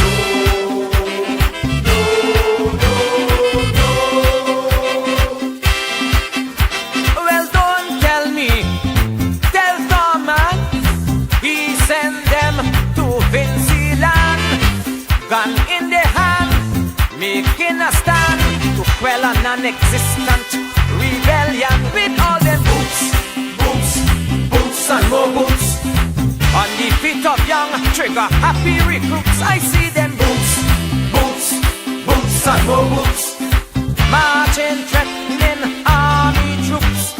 Tell Tom I say that what done do. We got to see but me and you, and most of all little children, and stop them soldiers from marching. Left, right, the government moves, the government moves. Left, right, the government moves, the government moves. Left, right, the government moves, the government moves. Left, right, the government moves, the government moves.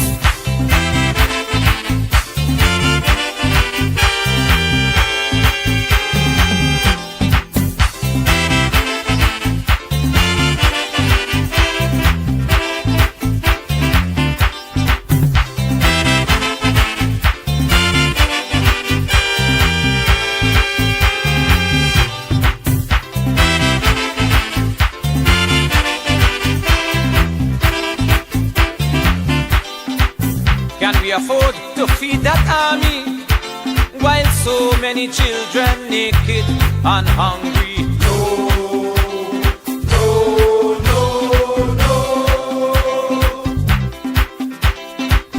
Can we afford to remain passive while that soldier army growing so massive? No, no, no, no. Well, don't tell me, Mash Tommy's, he giving them 4 square meals. Some of them so fat, they could hardly run, but they shooting bullseye with automatic gun. With all them boots, boots, boots and more boots on the feet of young trigger happy recruits. I see them boots, boots, boots and more boots, marching, threatening army troops. Tell Tom I say that wouldn't do. He got to see but me and you, and most of all little children, and stop them soldiers from marching. Left, right, in the government boots, the government boots. Left, right, in the government boots, the government boots. Left, right, in the government boots, the government boots. Left, right, in the government boots. I hear them boots, boots, boots and more boots on the feet of young trigger happy.